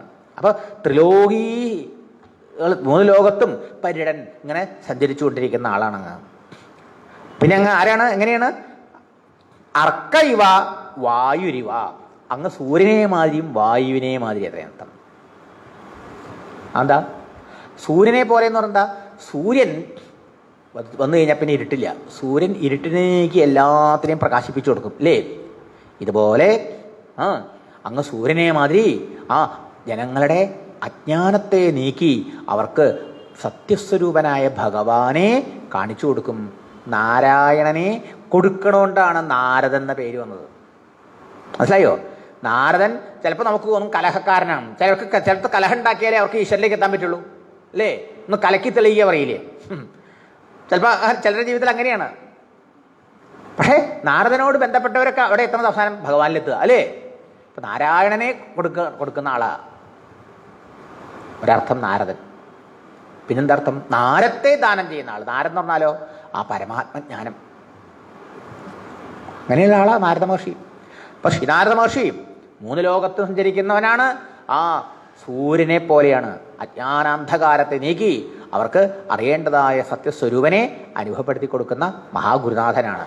രണ്ടാമത് പറഞ്ഞു വായുരിവ, അങ്ങ് വായുവിനെ മാതിരിയാണ്. അർത്ഥം എന്താ? വായുവിനെ മാതിരി എന്ന് പറഞ്ഞത് വായുവിനെ എല്ലാത്തിൻ്റെ അകത്തും പുറത്തും പ്രവേശിക്കാം. നമ്മുടെ പോലും അകത്തും ഉണ്ട് പുറത്തും ഉണ്ട്. വയറ്റിൻ്റെ ഉള്ളിലും ഉണ്ടല്ലോ വായു, മൂക്കിൻ്റെ ഉള്ളിലുണ്ട് വായു, കാതിൻ്റെ ഉള്ളിലുണ്ട് വായു, ഇവൻ നഖത്തിൻ്റെ ഉള്ളിലുണ്ട് വായു. അല്ലേ? വായു ഇല്ലാത്ത സ്ഥലമുണ്ടോ? വായു എല്ലായിടത്തും വ്യാപിക്കണില്ലേ? ഇതുപോലെ നാരദ മഹർഷി എല്ലായിടത്തും സഞ്ചരിച്ചു കൊണ്ടിരിക്കണു, അകവും പുറവും. എങ്ങനെ? യോഗബലേന, യോഗബലം കൊണ്ടാണ് സഞ്ചരിക്കുന്നത്. അപ്പോൾ ത്വം പര്യടൻ അർക്ക ഇവ ത്രിലോകീം അന്തശ്ചരോ വായുരിവ ആത്മസാക്ഷിയും, അങ്ങ് അതുകൊണ്ട് എല്ലാവരുടെ അകത്തും എന്തുണ്ട്, പുറത്തെന്തുണ്ട് എല്ലാം അറിയുന്ന ആളാണ്. ഭഗവാൻ എല്ലാവരുടെ അകത്തും സാക്ഷിയായിട്ടിരിക്കുന്നുണ്ട്. അതുമാതിരി ശ്രീനാരദ മഹർഷിയും സൂര്യനെ പോലെ ഇരുട്ടിനെ നീക്കി ജ്ഞാനത്തെ പ്രകാശം ചെയ്യുന്ന ആളാണ്. വായുവിനെ പോലെ എല്ലാത്തിൻ്റെ അകത്തും പുറത്തും സഞ്ചരിക്കുന്ന ആളാണ്. അങ്ങനെയുള്ള അങ്ങക്ക് എല്ലാവരുടെ ഉള്ളിൽ നടക്കുന്ന എല്ലാ കാര്യവും അറിയാൻ കഴിയും. അങ്ങ് സാക്ഷിയാണ്. ശരിക്കും പറഞ്ഞാൽ സാക്ഷിയുടെ പ്രതീകമാണ് നാരദൻ എന്നാ പറയാം ആത്മാക്കള്.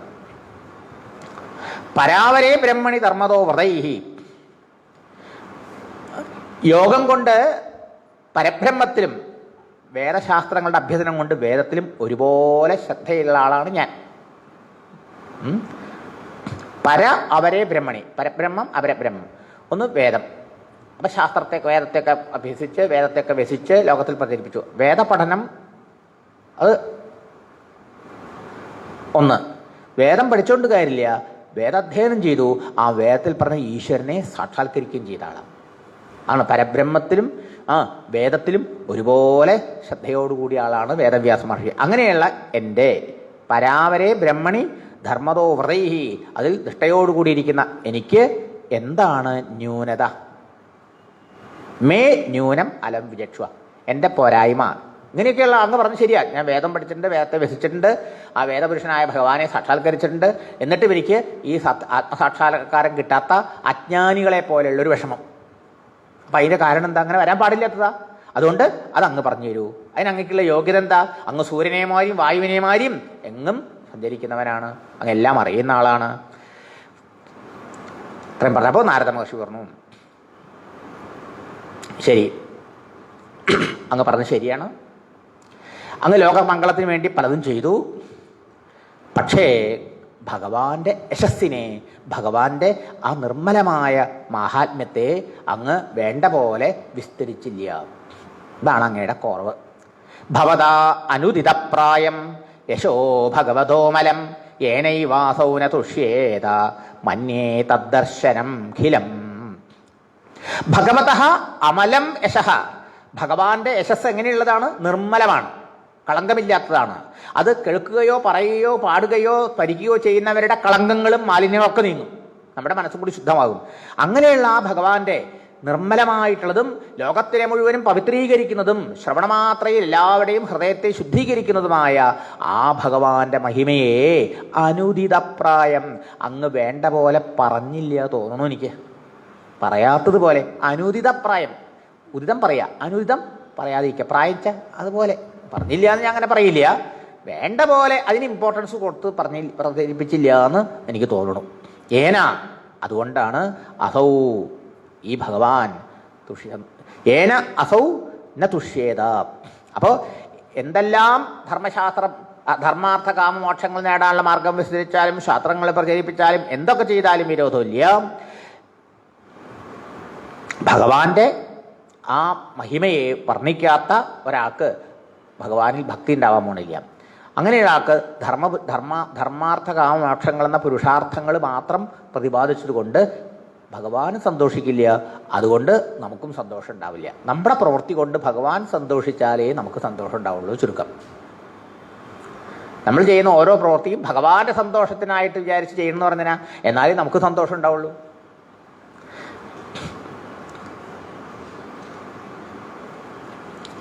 ഭഗവാന്റെ അത്യന്തം നിർമ്മലമായിട്ടുള്ളതും സർവലോകത്തെയും പരിശുദ്ധമാക്കി തീർക്കുന്നതുമായ ഭഗവാന്റെ യശസ്സിനെ, മഹിമയെ അങ്ങ് വർണ്ണിച്ചില്ല വേണ്ട പോലെ. ആ ഭഗവാന്റെ മഹിമയോട് കൂടാത്ത ധർമാദി പുരുഷാർത്ഥങ്ങളെക്കുറിച്ചുള്ള പ്രതിപാദനം കൊണ്ട് ഭഗവാൻ സന്തോഷിക്കില്ല. അതുകൊണ്ട് അങ്ങയുടെ അറിവും അങ്ങയുടെ പ്രവൃത്തിയുമെല്ലാം ഖിലം, ഖിലം ചലോ അപൂർണം എന്നാണ് ഞാൻ വിചാരിക്കുന്നത്. അപ്പം അങ്ങയുടെ ന്യൂനത എന്താണെന്ന് പറഞ്ഞു തരുന്നല്ലേ പറഞ്ഞത്. അങ്ങ് പലതും ചെയ്തു, പക്ഷേ ഭഗവത് മഹിമയെ വർണ്ണിച്ചില്ല. ഭഗവത് മഹിമയെ വർണ്ണിക്കാതെ ആർക്കും ഭക്തി ഉണ്ടാവാൻ പോണില്ല. അതുകൊണ്ട് ആർക്കും ശുദ്ധി ഉണ്ടാവാൻ പോണില്ല. ഭക്തി ശുദ്ധി ഇല്ലാത്ത ഒരാൾക്ക് ജ്ഞാനം ഉണ്ടാവാൻ പോണില്ല. ജ്ഞാനം ഇല്ലാത്ത ഒരാളുടെ അജ്ഞാനം നശിക്കാൻ പോണില്ല. അജ്ഞാനം നശിക്കാത്ത ഒരാൾ സംസാര ബന്ധത്തിൽ നിന്ന് മുക്തനാവാൻ പോകുന്നില്ല. അപ്പോൾ ഏറ്റവും പ്രധാനം ഇതിനാ ധർമാർത്ഥ കാമമോക്ഷങ്ങളുടെ വർണ്ണനയേക്കാളും പ്രധാനം മനസ്സിനെ ഭക്തിയും ശുദ്ധിയും കൊടുത്ത് ജ്ഞാനത്തിന് തയ്യാറെടുപ്പിക്കുന്ന ആ ഭഗവാന്റെ നിർമ്മലമായ മഹിമയെ, യശസ്സിനെ വർണ്ണിക്കുന്നതിലാണ്, കേൾക്കുന്നതിലാണ്, കേൾപ്പിക്കുന്നതിലാണ്, സ്മരിക്കുന്നതിലാണ്, ചിന്തിക്കുന്നതിലാണെന്ന് എല്ലാത്തിലും പ്രധാനം. ഇതങ്ങ് ചെയ്തില്ല. ഇനി അടുത്ത വരുന്ന ശ്ലോകങ്ങളിൽ അത് കുറേ കൂടി വിസ്തരിച്ച് പറയാൻ പോകണം. അത് കേൾക്കുമ്പോൾ നമുക്ക് മനസ്സിലാവും എന്താണ് നമ്മുടെ പോരായ്മ എന്ന്. നമ്മൾ പലതും ചെയ്തെങ്കിലും നമുക്ക് ഭഗവാന്റെ യശസ്സും മഹിമയും കേൾക്കണമെന്നും കീർത്തിക്കണമെന്നും സ്മരിക്കണമെന്നും അങ്ങനെ താല്പര്യം അതിലത്രയും ഉണ്ടാവണില്ല. മറ്റ് പല കാര്യങ്ങളിലുള്ള ഇൻട്രസ്റ്റേ ഭഗവത് കഥാശ്രവണത്തിൽ ഉണ്ടാവണില്ല. അപ്പോൾ തകരാറ്.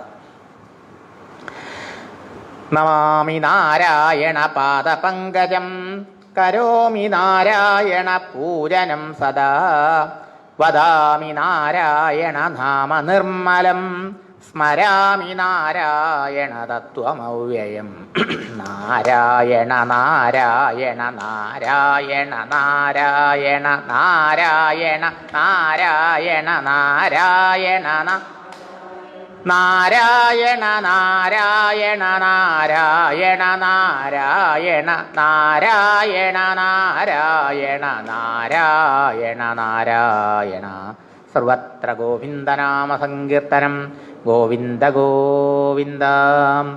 കായേന വാചാ മനസേന്ദ്രിയൈർവാ ബുദ്ധ്യാത്മനാ വാ പ്രകൃതേർസ്വഭാവാത് കരോമി യദ്യൽ സകലം പരസ്മൈ നാരായണായേതി സമർപ്പയാമി. ഹരി ഓം.